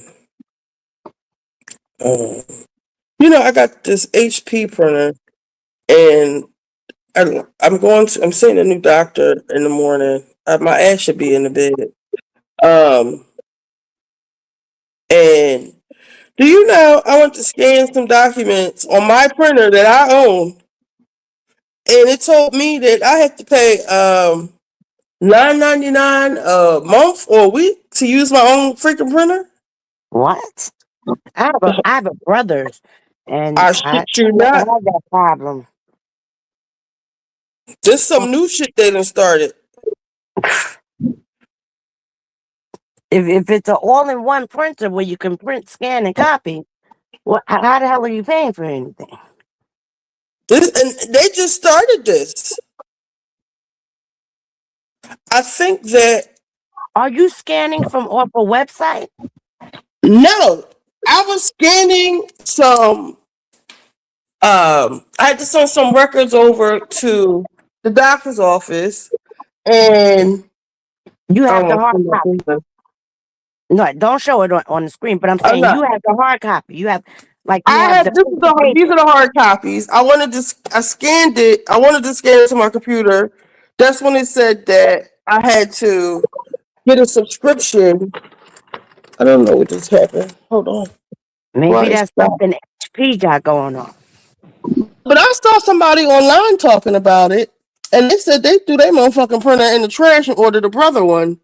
But I think the That's what I problem have. with printers is that, once you have a good printer, you don't need another one. People aren't going out buying printers every 5 minutes, and people just don't buy printers, period. Really, if you think about it,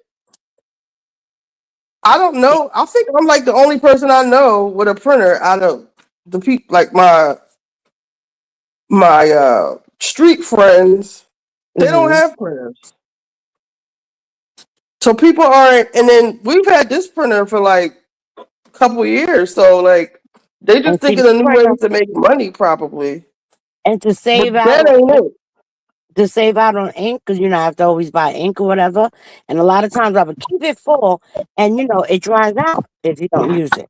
So I got to the point where if I needed to print something, which was very occasional, you know what I'm saying? When I had stopped working for my father's office, I was like, I don't even use the printer like that. So I started emailing things to myself, and I go around to the library and print it out for free. Get 10 prints for free. Real talk. I used to have a laser printer that was way better than this. Maybe that's something that HP is doing. Wow. They trying to scam the damn people. They find a way to get your money. These companies. Oh my God. It's terrible. They're gonna lose customers like this because the lady said she threw that shit out, and I would too. I'm gonna invest in um A a brother's laser gun. oh, lazy. A much better printers. Hold on, 202. Messed up my everything's all the way up 204, 104, 304, 404. Oh, let's see. Facts, 0 pages. Nice. I know if this is gonna be a third attempt at this, I know these people gonna be tired. If this shit don't go through this time, maybe it's too long. So maybe I will send. Hold on. Instead of keep sending that, I will send. Uh, hold on. So I think that I will just hold on. 1, 2, 3, 4, 5, 6, 7, 8, 9, 10, 11, 12, 13. It seems like it comes out at like 8. So let's see. 1, 2, 3, 4, 5, 6, 7. I'll save my drug test. I'll just bring that in. 7. Hold on, let me write 7 here.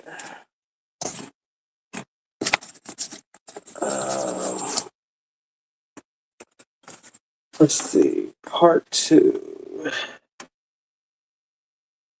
2 of 3.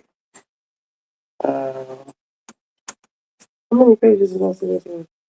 1, 2, 3, 4, 5, 6, 7. 7. And this test. 1, got this. 2,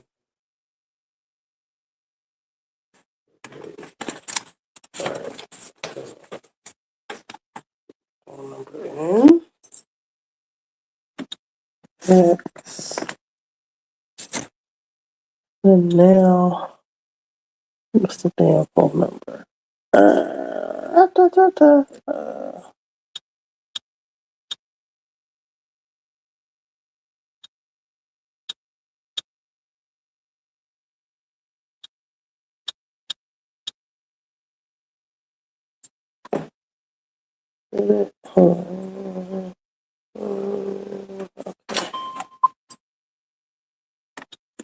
Alright, hopefully that works.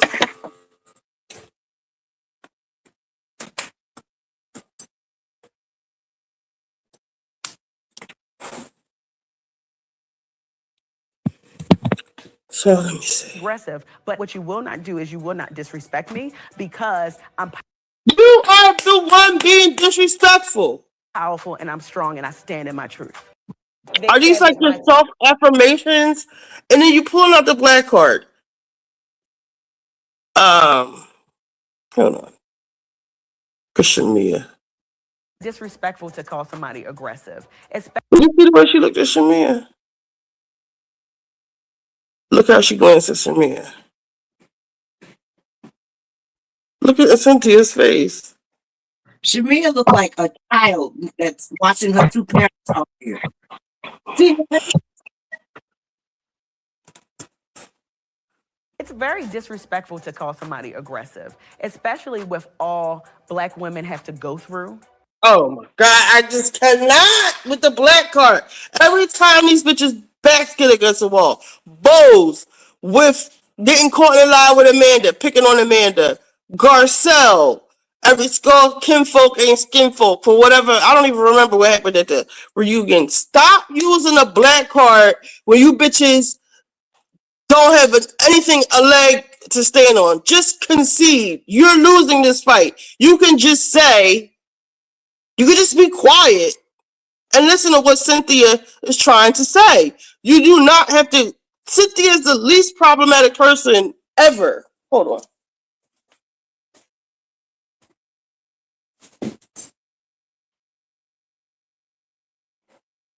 I think it's working. I hope it's working. This is facts on page 5, 6. One more, come on, one more, one more, one more, one more, one more. 7. Come on, 7. 7. Got it. Grace.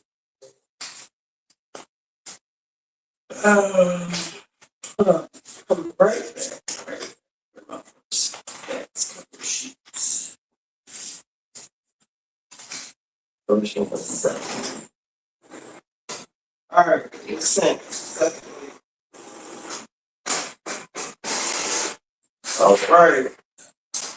So this is. it worked. It worked. Yep. Part 2. Part 1.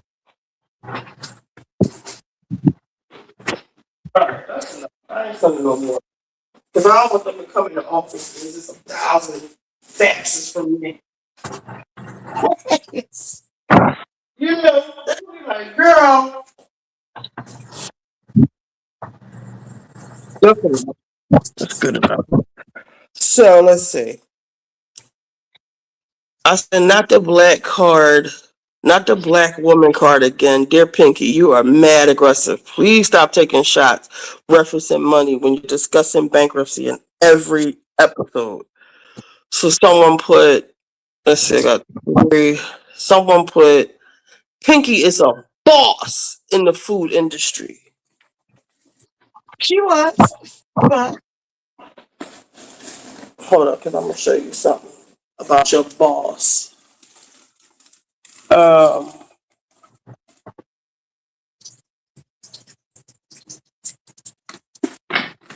she was at one point. He Pinky advised was, she was a boss in the food industry. She is naturally aggressive. She has to be. Cynthia should know this. what? Pinky will watch the show back and make adjustments for the ladies. I like her more than I do Cynthia. I know everyone loves Cynthia, but I'm with Nene on this with her. Food industry aggression, y'all say anything. Those are two different things. Different. So she said, I never said food industry aggression. What I was saying was for her to work, for her work, she has to be aggressive. And maybe she needs to make adjustments for the show. Comprehension is a thing, you know. Oh my God.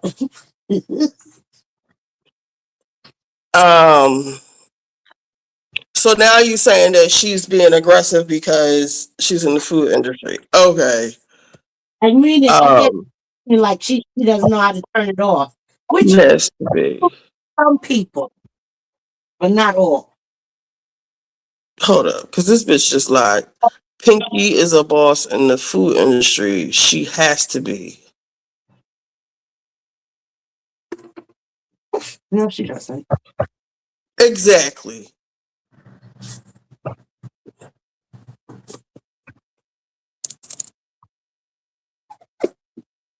That's just the way Jamaican women reason.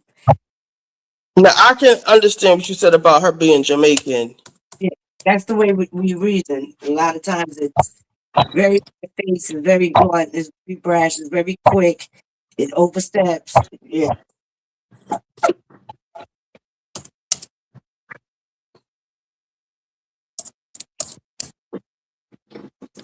It could be a simple conversation, but when you hear two Jamaican people reasoning, you'll think it's an argument, a fight. But a lot of times it's not. So maybe she doesn't realize how it affects other people who are not used to that. You see the way Spice is? Love hip hop. Very, very quick with it.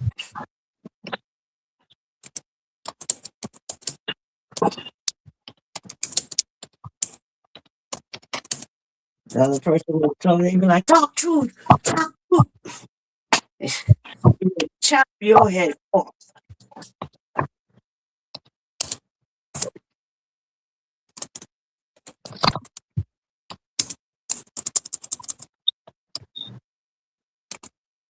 You're right. You're absolutely correct. I cannot comprehend such a simple minded notion. Please elaborate. I'm just gonna have a little. They hate me online.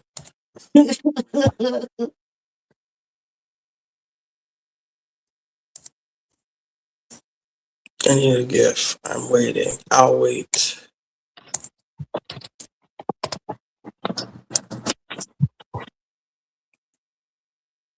You have a Dollar Tree by you? Dollar General. Oh no, the Dollar Tree, they got some headbands in there. Cute. I found some lace ones. Ooh, I like that things. Pearls. Oh, so there was a couple other things I had saved. So did you see the Steffon Diggs chef talking about Cardi? Which I had said a long time ago. I said I hope Steffon is not putting hands on Cardi. What happened? Let us see. Remember when I wrote you that the other day? It's because I came in on it. It seemed like she was there.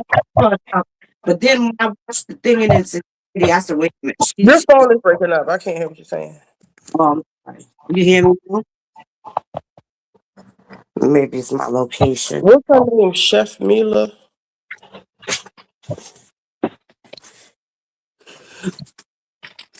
And guess what? I believe her. I do too. It happened. I believe it happened. However, she waited too long. Oh, this is why she was living in the house. Okay, she was getting stretched by the dude that be stretching the girls out. Okay, I'm getting it because she doesn't look in her new video. She doesn't look so old. Damn, she looks actually pretty right here. But people was going in on her look, saying, "Oh, she look old or whatever." Have they seen Cardi before the surgery and without the makeup? I'm not saying she was ugly, but I'm just saying that's his preference. You can say, you know. Okay, so Chef Mila Adams shared a series of posts on her Instagram. Let me see if I can find all of them. Okay, so let's see if this. Treated you while you were pregnant and how he was to you when you were pregnant. You know, the way he treated you when you were pregnant, the way he talked to you when you were pregnant, the way that the same people that has defended him in this know how he treated you while you were pregnant and how he was to you when you were pregnant. Remember, he left her in the Offset said he left her in the delivery room. Will always be something I will never understand. The way he treated you in the delivery room, the way he treated you after the baby, the same person that abused you abused me. And our text messages show how he belittled you, how he spoke to you. I believe her. I remember one particular night, and you know the night that I'm talking about. That night, it happened to you. That's not my story to tell. Once again, I apologize. And I hope one day you face the music. So there was more to it. So she wrote, I was put in a horrible situation. You didn't deserve any of this, but it happened to you too, and you were pregnant. So he must have choked the shit out of her. Cause Cardi, she be all that hollering, screaming, ranting and raving, pussy, you know, all that shit. He probably gripped her ass up too, and she little too. She said, I was put in a horrible situation. You didn't deserve any of this, but it happened to you too, and you were pregnant. Nothing I said at court was targeted at you. People know exactly what they do. I was the one apologizing for how he treated you.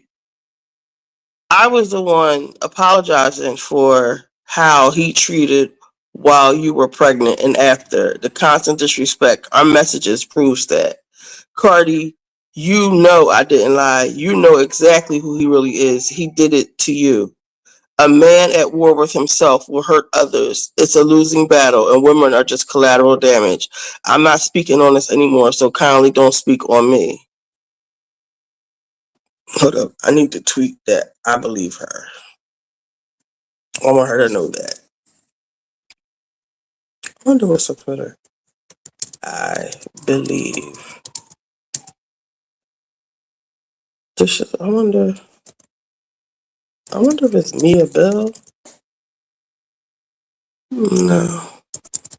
Is it Chef Mia? She needs a whole rebranding. If it's not.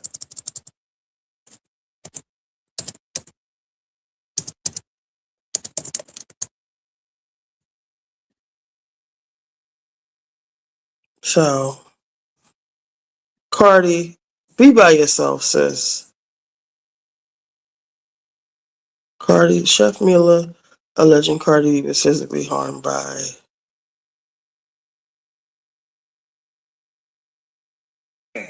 Fresh off the stands of what many people are calling courtroom humiliation.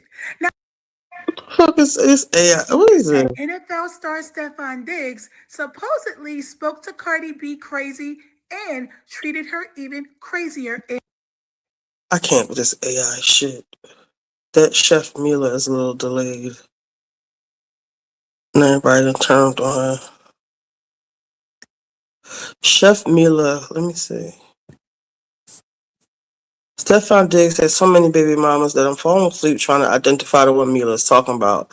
I know it ain't Gigi or Cardi or Tyler Marie. She's pretty though. 3 down, 18 to go. The Chef Mila alluded to left Victoria's Secrets at my house, and her caption says, "Not mine," with some pics of more expensive, elegant underwear. Steffon Diggs don't care about that. He still won't hit the Vicky's Secret hoes. Being the classier one that got away with no baby, they don't give a fuck. You left your Victoria's Secret at my house. Chef Mia Bell. Not mine. February 16th.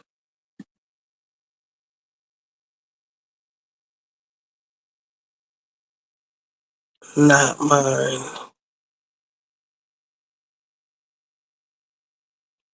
Erewhon Iron Caps. Happy birthday to the most meanest, sweetest, and finest girl I've ever met. You were there for me in my darkest times, making me laugh. I hope you enjoy. Love you, Mila. Not mine. But your name is on the card. Liam Home. I don't know what that is.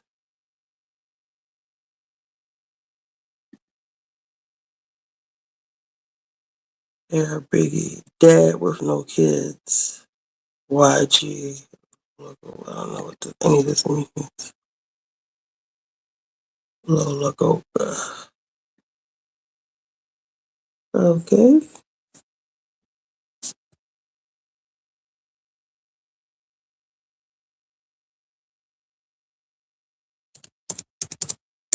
You still there? Yeah, I'm still here. I just was on mute because I got the water running. No, okay. So let's see what I saved.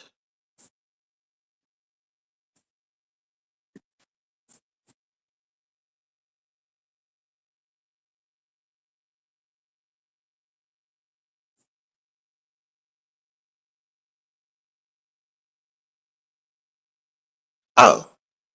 So all right, let me go back some.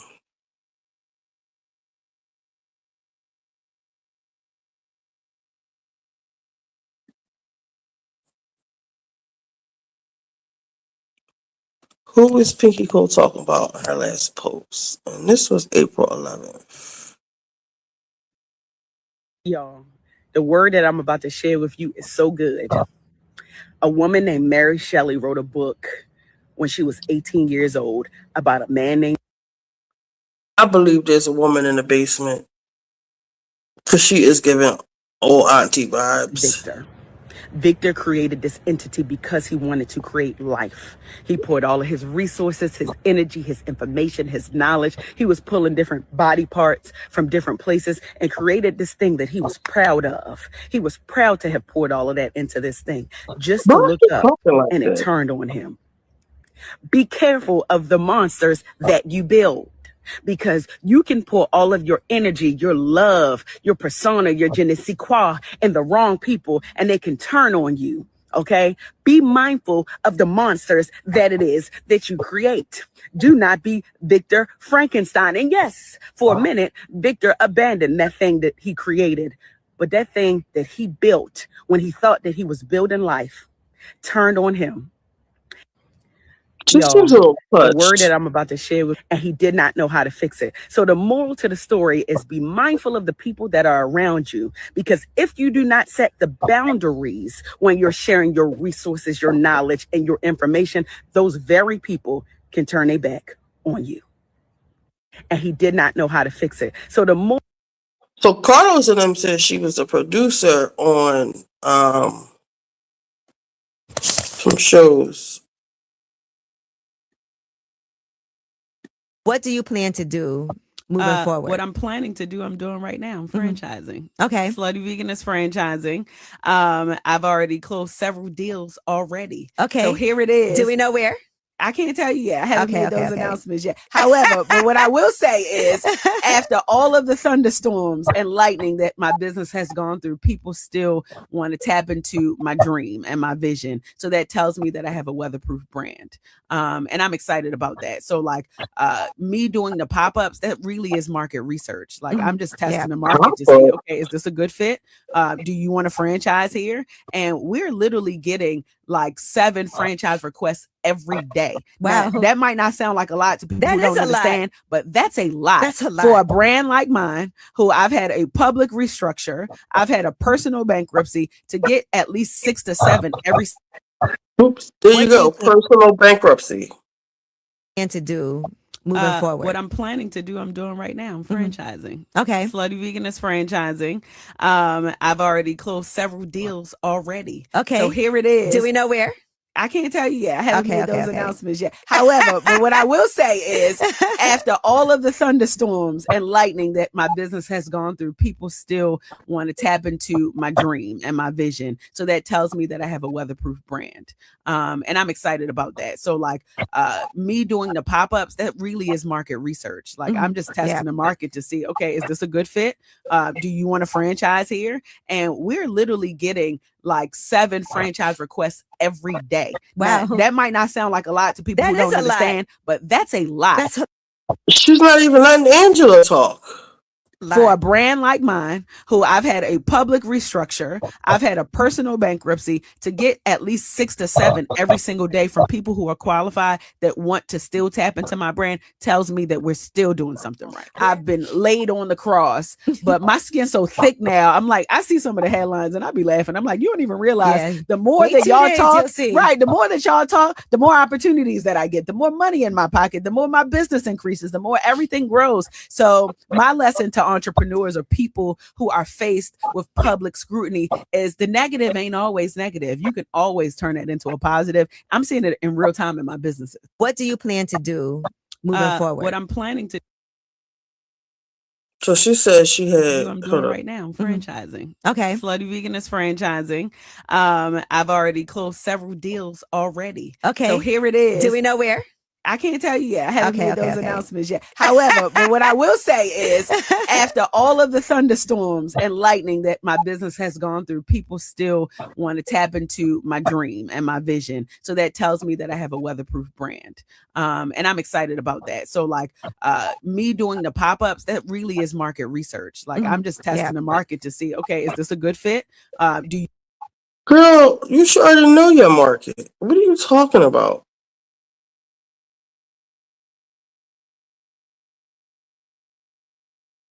want a franchise here? And we're literally getting like 7 franchise requests every day. Wow. Now, that might not sound like a lot to people That who don't is a lot. understand, but that's a lot. That's a For a lot. brand like mine, who I've had a public restructure, I've had a personal bankruptcy, to get at least 6 to 7 every single day from people who are qualified that want to still tap into my brand tells me that we're still doing something right. I've been laid on the cross, but my skin's so thick now. I'm like, I see some of the headlines and I be laughing. I'm like, you don't even realize Yeah. the more Wait that 2 y'all days, talk, you'll see. right? The more that y'all talk, the more opportunities that I get, the more money in my pocket, the more my business increases, the more everything grows. That's why I think she came on Housewives. And, you know, she's, like I said, she has experience in being a producer, so she knows what it is to be an antagonist and to get the people going. But a lot of it, I think she can't even help because she's just so pompous.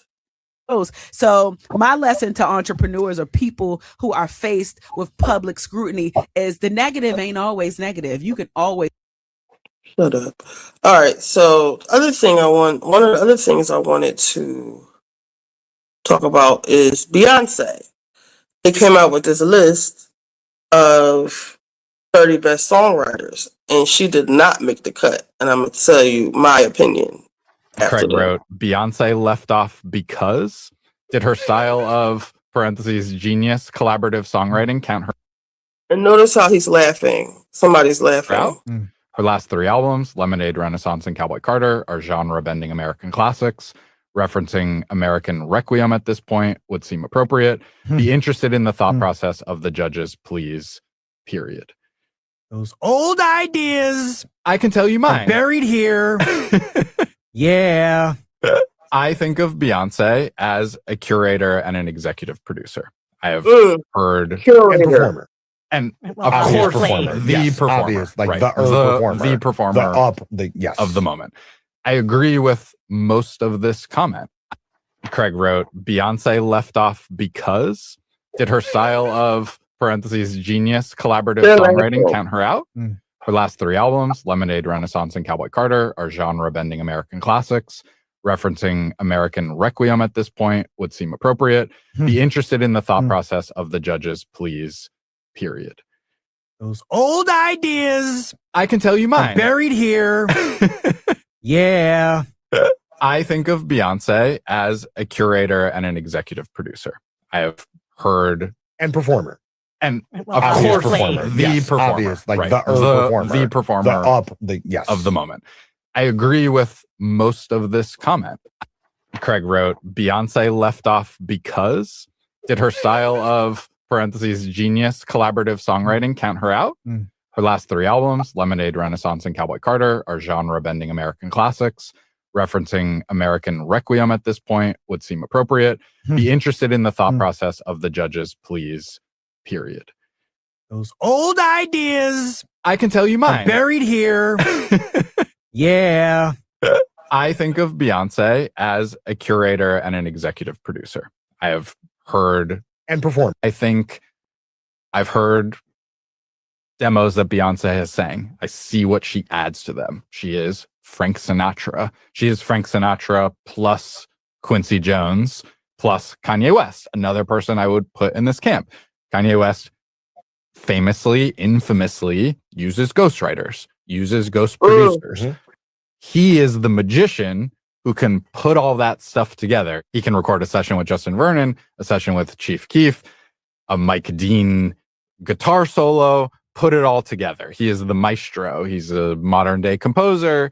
I'm open to the argument that that's another sort of postmodern songwriting. Yes. But that would have been expanding the definition for me one click further, and we didn't take it there. I think I've heard demos that Beyonce has sang. I see what she adds to them. She is Frank Sinatra. She is Frank Sinatra plus Quincy Jones plus Kanye West, another person I would put in this camp. Kanye West famously, infamously used. You just call her Quincy Jones, Kanye, like she's a producer. So he's saying that she doesn't write. She just Right, he said the labs a lot. Not on her. She when he said where your phone's breaking up. a magician. So it's like, in other words, she collateralized, not walk. Right. She doesn't really write, is what he's saying. Now, let me say the last part before I say what I want to say. Oh, this is the list. Young Thug. I think Jay-Z is above him. Kendrick Lamar, Outkast, Missy, Mariah, The Dream, Bad Bunny, Babyface, Stevie Wonder, Nile Rodgers, Jimmy Jam, Terry Lewis, Smokey Robinson, Lionel Richie, Taylor Swift, Lana Del Rey, Dolly Parton, Bob Dylan, Bruce Springsteen, Paul Simon, Carole King, Willie Nelson, Diane Warren, Fiona Apple. I used to love Fiona Apple. Lucinda Williams, Romeo Santos, Valerie Simpson, Brian and Eddie Holland, Stephen Merritt, Josh Osborne, Brandy Clark, and Shane McNally. So, wait, there's one more I want to play. Can you read this comment from It might be Craig? the same This one, is but it's Craig. longer. Craig wrote, Beyonce left off because did her style of parentheses genius collaborative songwriting count her out? Her last 3 albums, Lemonade, Renaissance, and Cowboy Carter, are genre-bending American classics. Referencing American Requiem at this point would seem appropriate. Be interested in the thought process of the judges, please. Period. Those old ideas. I can tell you mine. Buried here. Yeah. I think of Beyonce as a curator and an executive producer.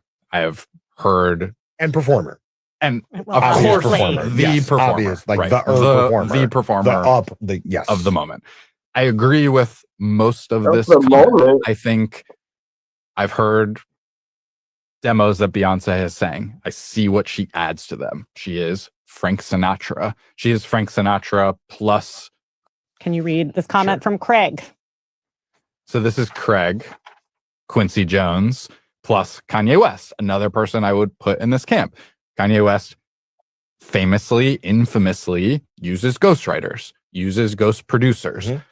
He is the magician who can put all that stuff together. He can record a session with Justin Vernon, a session with Chief Keef, a Mike Dean guitar solo, put it all together. He is the maestro. He's a modern day composer.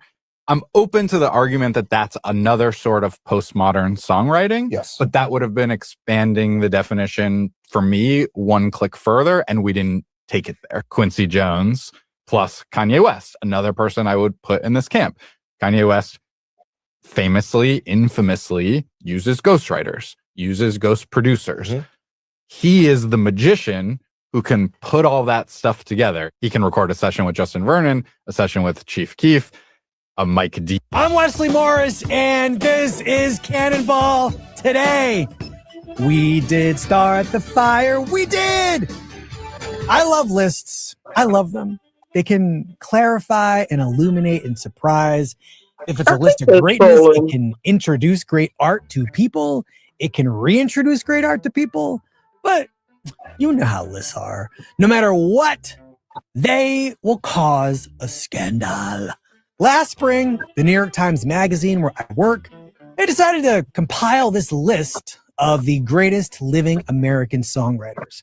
And we sent out hundreds of ballots to people in and around the music industry, to people like Bonnie Raitt, Michelle Ndegeocello, George Clinton, Mariah Carey. And basically their job was to vote for their favorites. And when the ballots came back, it was up to us to figure out what to do with them. So, you know, for me, I'm Wesley Morris, and this is Cannonball. It was like the greatest thing I've ever been asked to do and the worst thing I've ever been asked to do. Like what am I supposed to do when Bonnie Raitt submits her list of the greatest songwriters? Not obey her wishes? But the assignment was to take all those ballots and then use our own critical judgment to nail down a list of 30. So I, along with the reporter Joe Coscarelli, my fellow critics Danielle Smith, Jody Rosen, John Caramanica, and Lindsay Zolads, we all hung out in a room, sequestered, and spent days talking it, shouting it, singing it all out. Last week, we published the list, the 30 greatest living American songwriters. And look, it went out into the world. Y'all had feelings. About 6,000 comments have come in so far, mostly asking, how could you possibly leave out so-and-so? Well, look, I mean, we only had 30 slots to play with, but we also, it was like the greatest thing. So made those choices for a reason. So I'm inviting two of the folks who were in the room with me making those decisions, John Caramonica and Joe Coscarelli, the hosts of the podcast, and the editor of the project, Sasha Weiss, friend of the show, to talk about the impossible task we faced and, to confront a lot of the heartbreak, yours and definitely mine. So made those choices for a reason. So I'm inviting two. So I will say that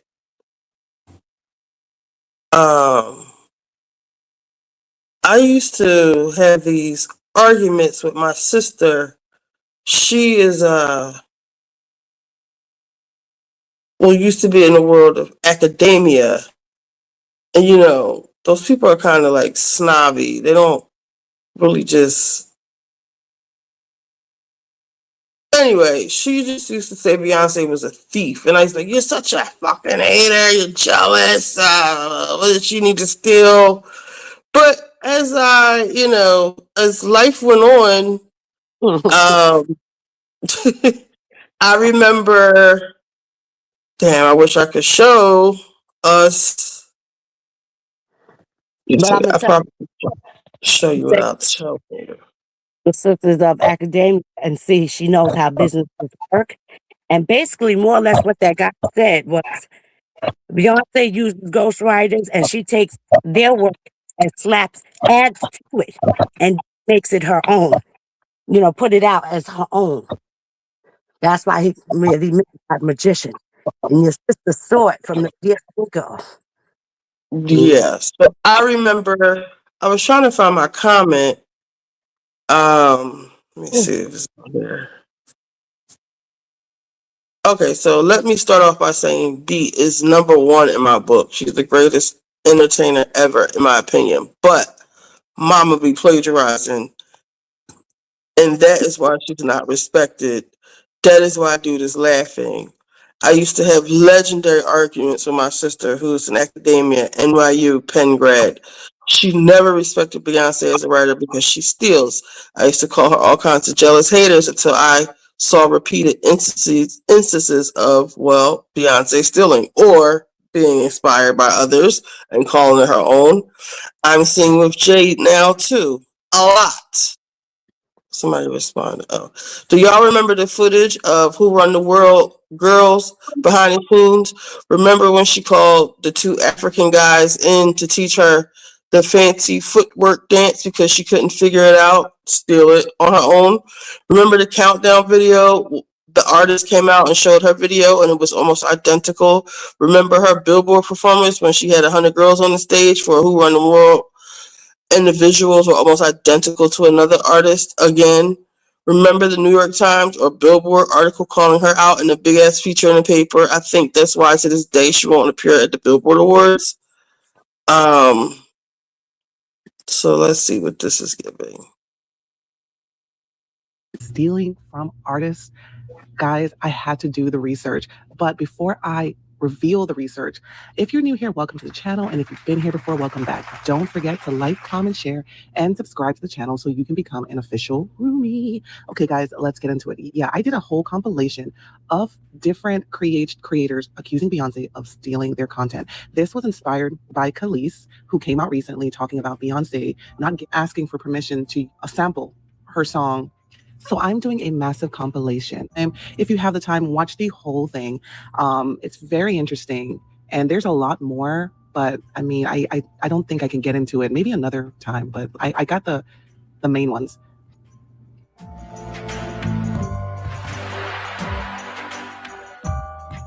I had every dancer, every choreographer, every really talented dancer try to do the dance, but they just couldn't do it like Tofu. I said, I have to have those young guys fly to wherever we are, and they have to teach us the choreography. So it looks like Beyonce was about to steal their entire choreography, but couldn't replicate it. So she had to call them out. I don't even know if these guys got paid really well, guys.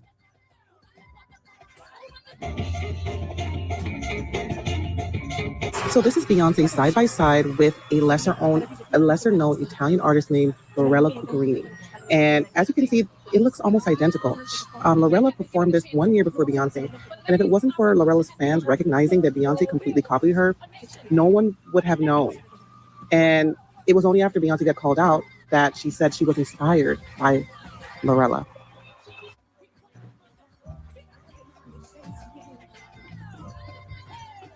I remember all of this.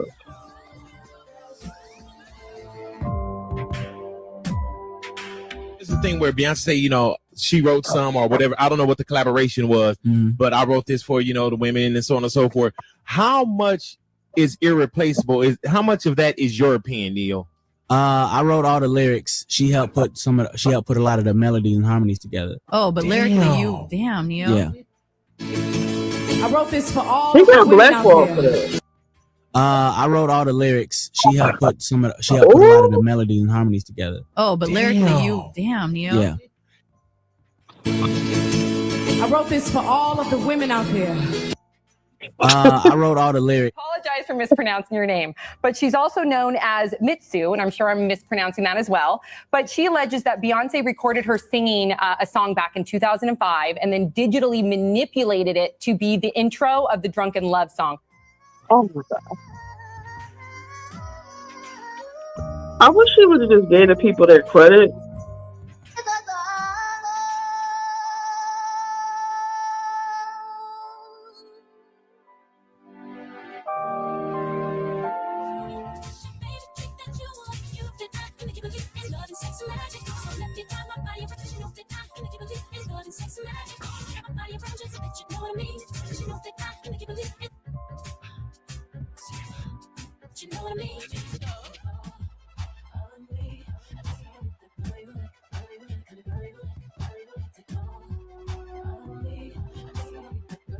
Damn, she picked her too.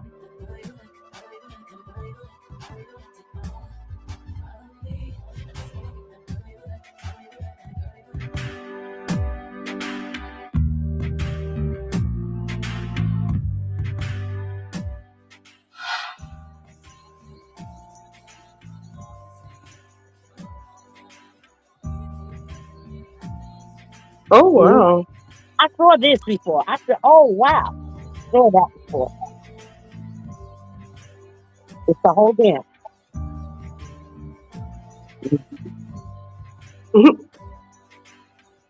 Beyonce. Mm-hmm.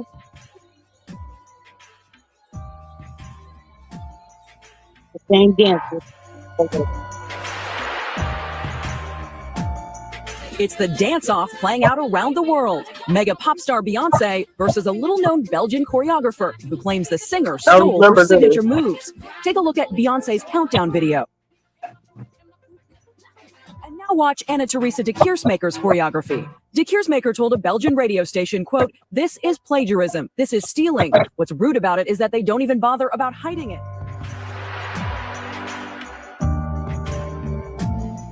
Sat in the car, he played me some of his instrumentals, and then I sang him some of the stuff that I've written, and I was like, that track, I need that. I was like, I need my R&B with some hip hop in it. What the band sound? I need percussion, I need drums, I need aggressive music. And Rich Harrison was the musical genius to get it done.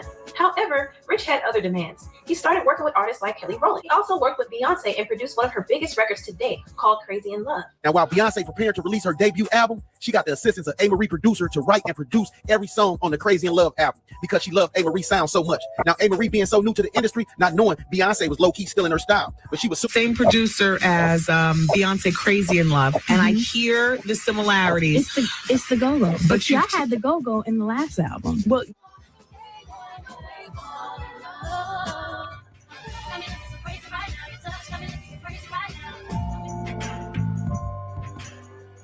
during 2007 and 2011, you couldn't turn on the radio without hearing a song Carrie had did or had nothing to do with. I'm talking about her singles, her writing credit to her features. She was on that thing. And even Beyonce groupmate had to reach out and get one of them fire tracks Carrie was producing. She used her queen status and industry connects to take Carrie off her own song that she wrote called Love in the Club. When you wrote the verse for Love in the Club, we hear Beyonce singing it. When you wrote it, did she sing it like you sang it, or did she change it up? Yeah, it's pretty much the same. It pretty much is the same. Oh, really? Yeah, it's the same, except it's like Beyonce. Yeah. You know, she doesn't write everything she touches. I know you. Now, Usher kind of felt bad that he took Carrie off the song and tried to give her writing credits, so he let Carrie do a remix. But that wasn't enough for Miss Hilson. So on the remix to her hit single Turning Me On featuring Lil Wayne, Carrie fired shots at Beyonce for having her removed from her own song that she wrote. The Beyonce fans attacked Carrie Hilson in public, and so did her industry friends. They refused to work with Carrie Hilson anymore. Radio stations refused to play her music, and label execs shelved anything that she produced. Carrie was so confused and depressed that she quit the music industry in a hole from being blackballed by Beyonce. Okay, so I just got off stage, but I got off and I saw these retarded comments. So let me just respond. I'm a human being, so I get pissed off and I get ticked off, right? I'm an artist, so I am, as Erica said, I'm sensitive about my shit. The reality is, okay, is that my real beef is not only with Beyonce, because at the end of the day, she sampled a record, she's copied me before, she's done it before, so have many other artists. It's fine. I don't care about that. The issue is that not only are we female artists, okay, black female artists in an industry that there's not that many of us, right? We've met each other, we know each other, we have mutual friends. It's not hard, she can contact, right? All of the stuff she sings about, all this empowerment stuff, I don't talk about it, I am about it, okay? So the reality is, all of this female empowerment stuff, it only counts if you really do it. If you're really living it and walking the walk. Don't just talk the talk. It's real cute and fun to sing all these girls' songs. Come on now, let's be real, all right? Now walk in, Tierra Marie, a 16-year-old songstress from Detroit, Michigan, with the beauty and voice that mesmerized Jigga Man himself to crown her rock's new princess and the model for rock-aware clothing, and one that could rival Beyonce in the music industry. So Beyonce would go to label exec L.A. Reid that he need to focus more on Rihanna. And at the showcase, there were two artists performing. Her name is Tierra Marie. She's a really sweet girl. And the truth is, I was paying a little more attention to her than I was to Rihanna. After the showcase, Beyonce just gave me one of those looks, and he said, that Rihanna girl, she's a beast. So after the pressure from Beyonce, Jay-Z and LA dropped Tierra without an explanation. A Kentucky filmmaker named Matthew Fultz is saying that the limited concept was flat out copied from his short film, Paranoia, that he made back in 2014. And apparently, he has proof that his film was sent to Beyonce herself back in 2015 before she started working on Lemonade. Taking a look more closely at the two films, Fultz believes that the similarities are uncanny, like the garage shots, the graffiti styles on the sets, the red and black scenes that have heavy shadows cast, the close-up shots, and even the title card screens. Here's a look at Paranoia.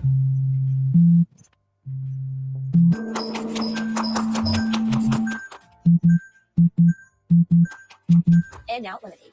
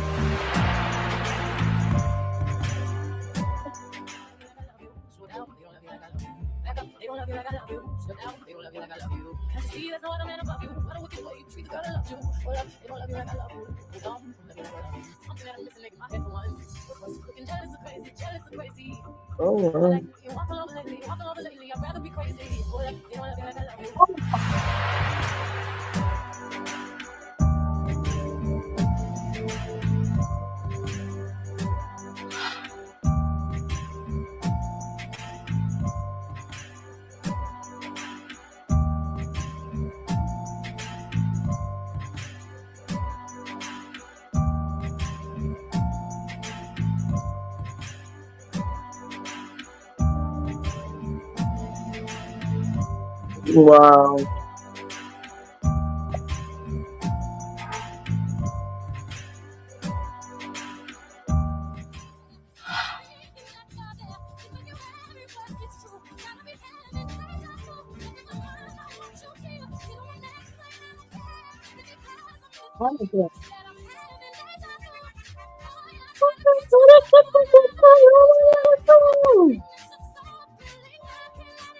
So a lot of this is like musical concept. I mean, like visual concept, not the songwriting though.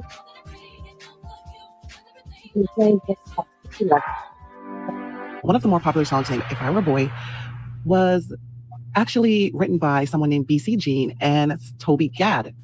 So apparently, Toby Gad went behind BC Jean's back and sold the song to Beyonce after BC Jean did not get her record deal.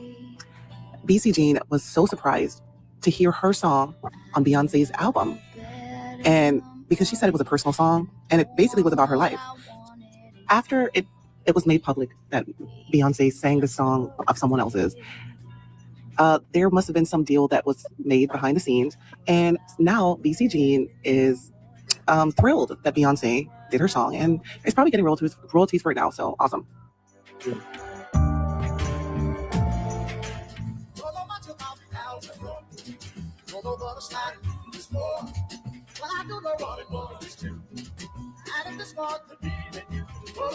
I wonder where she like gets this. Not her. Like her dad tell her, "Oh, just take it." So not even Just don't Beyonce, do that, you Solange know. Knowles, is spared from giving Beyonce inspiration or being Beyonce's muse. There was a time that Solange was heavily into photography. She posted really beautiful pictures on Instagram, and it was becoming a sort of hobby to her, it looks like.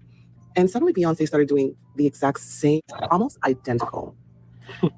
And even her Instagram pictures, there's a certain style that she did, certain kind of colors she used. And Beyonce basically was inspired to copy all of those styles eventually. And before people say, well, you know, they're sisters, they may have the same style, just know that eventually Solange did delete everything off of her Instagram. And as soon as Solange deleted her Instagram with all the pictures on it, Beyonce started dressing a completely different way. So I think that sometimes Beyonce sees someone's talent because she's bigger than them. She kind of takes it from them before, you know, their style starts catching fire. She seems to be like constantly studying other artists. And I don't know if that's a good thing for other artists because, you know, she's such a big artist. Anyways, guys, you tell me what you guys think about this video. If you have any more instances that you know of that you feel like Beyonce stole or was inspired by someone else, hopefully people take it as just knowledge base. All right, guys. Don't forget to like, comment, share, and subscribe to the channel. Click the notification bell so you can be notified every time I post. Have an amazing day. Stay blessed. Peace. Okay, what it is that there's a machine behind her. A lot of these concepts and this and that, what have you, these are things that her team are finding. They bring it to her and they have her do it. You understand? Or whether she agrees, I don't know. It goes. That's what it is. But this type of thing has been going on in the industry for years. Like, look how we love Michael Jackson. What is he known for? The moonwalk, right? Okay. Then I was watching Unsung a couple of years ago, and they did oh my God, what's my group I used to like? Shalimar. And the guy on there from Shalimar was saying he taught Michael Jackson the backside. He was trying to take credit if he admitted to dance. However, there's video that popped up on my YouTube of what's the man's name? Bill Bailey in the 50s doing the moonwalk. So you see what I'm saying? This type of thing has been done consistently throughout the entertainment industry. Taking other people's work and then making little tweaks and slapping your name on it. And taking credit for it. That's crazy. She's not the first and she won't be the last. What's looking jealous so crazy, jealous so crazy. What up in the past 2 days? That Julio murder trial. Who murder trial? Julio. So I don't know who that is. He's a drug rapper. And these guys killed him. I mean, unalived him. I forgot the name. Unalived him, what was it, 2 years ago or whatever. But they found all of them guilty, and now because it's the state of Florida, the question is, what are they going to be sentenced with? Is it going to be life in prison or the death penalty? I said, oh my gosh. But they were some fools, you hear me? The way they had everything digitally, they left a whole digital map of everything they did, all the research to find out what Gambino and B he was at, and oh my God. I said, this is bad. They finished. You hear me? Finished.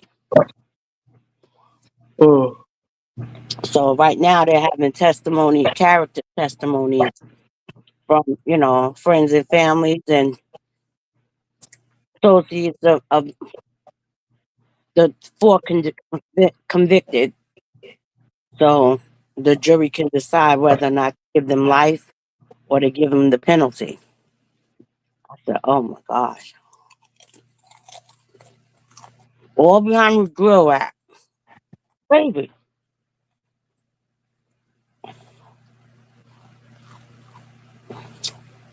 So I didn't even see that video you showed until you just showed it to me with Mila. What is that? What I said, I didn't see that video until you just showed it to me. With the chef Mila. Oh, I didn't know that.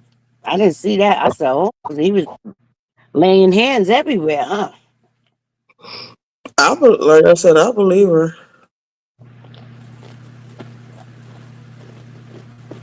I believe that girl. But what do you think about the Tasha K? What's the name? I think that's actually dangerous for all vloggers because now the people are so busy wanting to get at Tasha K, but it affects you too as a vlogger. Now the precedent has been set that if a person sends a cease and desist against you and you continue or whatever, they take you to court. Now they can get a what's the name? Because like I said, the not to talk about Cardi was just for Cardi. But now it's set where she can't talk about anybody affiliated with Cardi. That's dangerous. She said what? The latest ruling is now they can't speak about anybody that's affiliated with Cardi. None of her family members or anybody she's romantically involved. Yeah, that you know That's that suppressing 14th Amendment right. I'm sorry. I don't like it. and the First Amendment, like the freedom of fucking speech. As long as she's not, blatantly lying like she was doing before, she needs better representation. I guess she doesn't have the money for it, but she needs a better fucking lawyer. And see, he messed up, Chad, because he went and he did something. I was watching the video you showed up the other day, and he did something. He said something wrong, so he got sanctions too. I said he didn't know what he was doing. Who? Her lawyer, Chad. Oh, they say he cited a fake case or a wrong case. Which, what kind of lawyer is that? Again. Still, I think the ruling is unconstitutional. I mean, what do you mean I can't speak about who she's involved with? And it's, If they're public figures too, they can be spoke about. That's crazy. And it's also dangerous. Not just for vloggers, but for news reporters, anybody. I've never heard of that before in my life.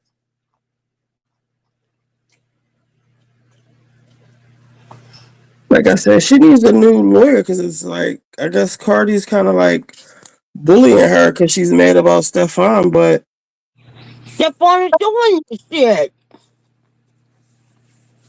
Crazy. And I can't believe she's back with him.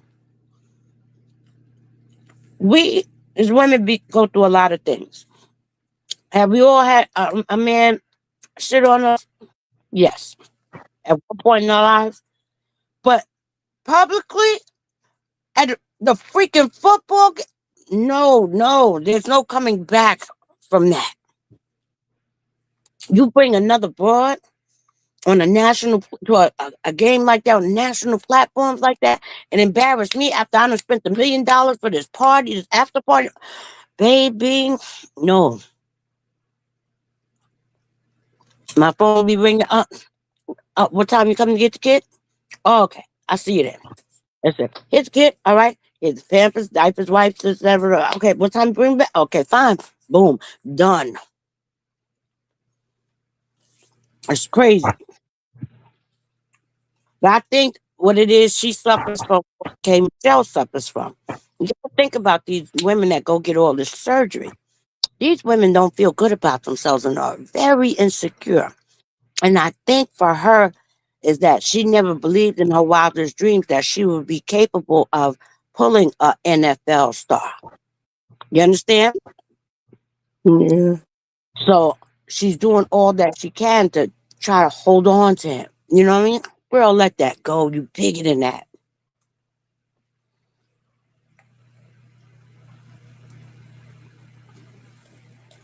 And I don't mean just her career and what she has accomplished musically and this, that, what have you. I mean, as a person, you got to feel big within yourself and know what you deserve. How many kids he had this year? I mean, last year? 3? I think more than that. I mean, he's not even wrapping it up. He dropped it off, packaging. Oh, no. But you know, you got a lot of women that deal with men and they know that these men have multiple women, but they feel like, well, I'm the wife status, you know? Mm-hmm. He be with them for a short period of time. I'm wifey. I ain't gonna last that long. I just don't understand. I don't understand Cardi. But how old is Cardi again? Let me try to In give her her 30s. Nah, I can't give her no grace. Because I was gonna say, you know, with my children's father, it was a time where he was cheating heavy. And there was this one particular girl, Garcelle, because I heard she passed her in a panorama. She was a singer. She had a song out or what have you. But now he was messing with her. I heard rumors.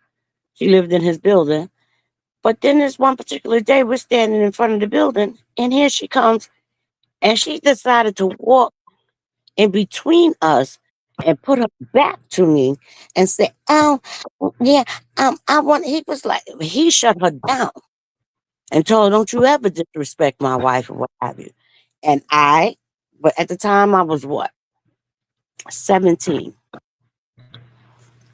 But see, I had fixed up in my mind that, okay, you may have messed with him or what have you, but he's not claiming you, and he's letting you know I'm the wife.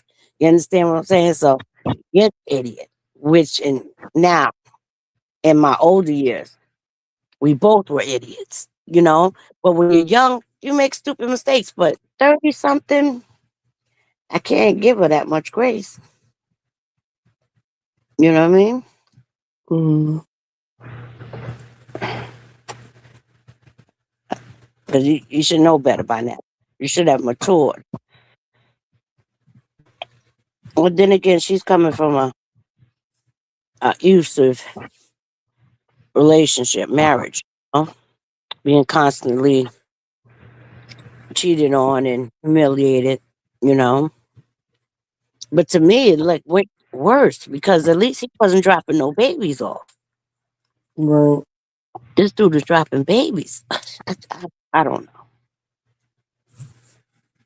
I want her to pick her nips up, and you know how you tell guys pick your nutsack up and walk off. I need her to pick her nips up and walk off. Chop and move.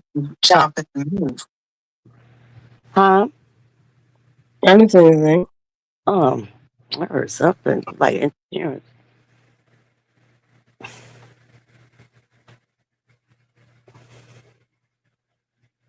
I hope he's not putting his hands on her, which he probably is. I've seen him snap on reporters. Oh, really? Yeah.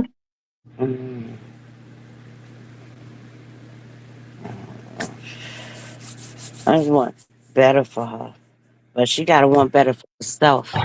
You know. Mm. Well, girl, what time is your doctor's appointment? 10 o'clock. 5 o'clock now. You better get some type. That's what I'm about to do. Me too. Oh shit. Yeah. Take a nap. Real Housewives of Beverly Hills Star Show canceled. That whole show that she had with Jimmy Fallon was okay. So I have to talk about this for a second too. It looks like Boz from Real Housewives of Beverly Hills. That whole show that she had with Jimmy Fallon was a flop, a floozy, low ratings. However, I don't want that to be a testament to everything that she has done. She is magnificent in what she has done for all of these crazy multi-billion-dollar brands. And then Jimmy Fallon, I mean, like, let's be real. But it didn't work out. I think that she should maybe take a different approach on the Real Housewives of Beverly Hills. That's my personal opinion. But also, she didn't become a multi-million-dollar human being. I mean, I'm trying to like figure out how to word this, but she didn't become who she was listening to people's opinions. She doesn't give a what I say. So go on, you little cancel pose. I think people get on here on these shows and they want fame, like Punk Pinky, Boz, and they wind up doing more harm to their. They work so hard to get the things that they have and to build whatever they built, and they kind of like destroy it so fast. That's what I was just thinking. That's what I said, preach. That's what I was just thinking. Yeah, she made all, like he said, she made all these money, these brands, but they didn't know her personally. They didn't see her in her Right. You just and it said. seemed like she got out of there. You know, she didn't stay anywhere too long, so she got out. You know, she didn't. Nobody really, like you said, they didn't get to know her. But now we're seeing your personal life or you, and we don't like it. We don't like you. Right. That's just like what, like I say all the time. You see people and they basically it's idolatry. They be idolizing this one, even down to Beyonce, this whatever. But you don't know them as a person. You may like their talents, their gifts, but you don't know them as a person. And like you just said, she shouldn't have never came on the show because it's damaging the world that she has built. Well, somebody I know who knows somebody who works for her said that she is not. She's not the nicest person. And she is more worried about her own brand more than the company that she's supposed to be working for. And she has the last company, like she leaves some of these companies in bad standing, and I think she said it was Netflix she sued when she left because she had a group of people working under her, and they had a group chat, and they talked about her like a fucking dog in this chat, and of course she cited racism, and I think Netflix gave her a nice check when she left. But they just didn't like her because she's not like. Look how she's talking to Amanda and treating Amanda. So she's the Pinky of Beverly Hills. I hate to say it like that, but that's what it is. It's true. And it's like y'all are believing your own hype. Like, you're so full of yourself that you don't even really see. Like Jay-Z said, you can look in the mirror and still not see what you become. Like, you're not seeing reality. Like, maybe you get on the show and see how you really look and how you're being perceived. Nobody's hating on you, and it's you. Yeah, sad to say. And I think it's like certain people, like, they can't take criticism. Like, they call it hate, or they think, they get to a certain station in their life, they lose their freaking mind, is what happens. especially when you get yes people around you, or I don't Matt, know. It's just you ever seen the movie? I'm sure you've seen Mahogany. And remember when that scene with her and Billy G, and he said, "You can't handle success." Remember? A lot of I people they haven't seen Mahogany as an adult. I I probably need to watch seen it. that as a child too, but YouTube they show different movie clips pop up, and she was like, you know, I made it. She finally made it to a certain station, and she was out of her mind. And he told her, "You can't handle success." And a lot of people really cannot handle success. He is one of them. You know, you don't have to put everybody down just because you made it to a certain station, a certain level of success. That doesn't mean put everybody else down. Think about it when you were yet to be what you have become successfully, business wise. That doesn't make you better than the next person just because you reached a certain level of success. And that's where a lot of people make their mistakes. They create this image for themselves, they put out to the world, and then they buy into the lie image that they put out.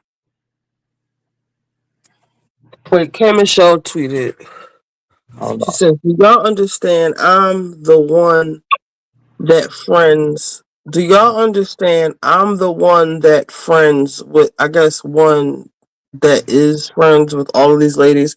Y'all don't understand what goes on behind the scenes. I call every single lady. Cynthia, I check on. I don't play about Phaedra. She's misunderstood. Bitch, you was just okay. I don't play about Phaedra. She's misunderstood. Angela and me respect each other and want a read off. Shamia is Shamia, funny as hell, big heart, just hurt. Kelly, the person who ain't afraid of anyone, who truly makes sure I'm okay. Pinky is going to talk you to death about real shit. Portia is going to be funny and act like she run the show. Shade, run the show. Love them all. I have never had girls as friends. I'm like a lot of women. Let me grow. I mean no harm. Real life. Okay, girl. Oh, she must have received a bad backlash. So that's that good. I don't think she's getting backlash. I think she's getting criticism and she can't handle it because she's insecure, like you said. Right. I mean, backlash off of what people are seeing. Yeah. Criticism. Yeah. Even You're the right. white boys. Who said it? I think the Bravos were like, was it the Bravos? Somebody was like, well, I can't remember who it is. Who it was. They were like, well, K Michelle, you can talk to K Michelle every week on Twitter when the show is airing. Like she's always on there cussing and fussing about the show, but basically don't say shit on the show. But you remember when Housewives, when they used to have to blog and tweet at one point. It was a part of their contract, I believe. That was back in the day, though.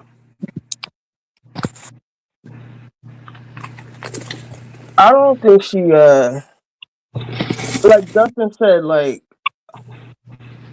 why do we have to give her so much grace for or this learning curve? Like she hasn't been in reality TV as long as she's been in reality TV. Like what is all this? She's uncomfortable and she's Because let me grow. Rebrand. Grow? Bitch, what are you talking about? You don't lit candles at motherfuckers, hit people with flowers and shit. Like, what are you talking about? The people were so mean to you. You are the bitch. You rap like Shirley Lowe. Remember that?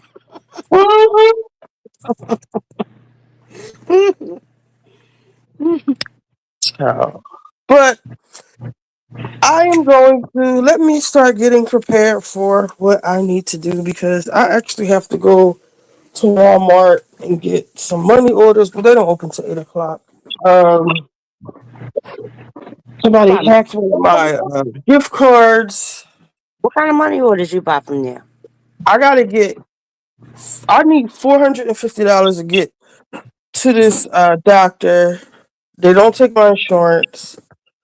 Um, I only buy USPS money orders. I don't mess with anything else. All right, so and somebody hacked one of my cards, so it's a whole thing. I don't know. Maybe I'll come back later on.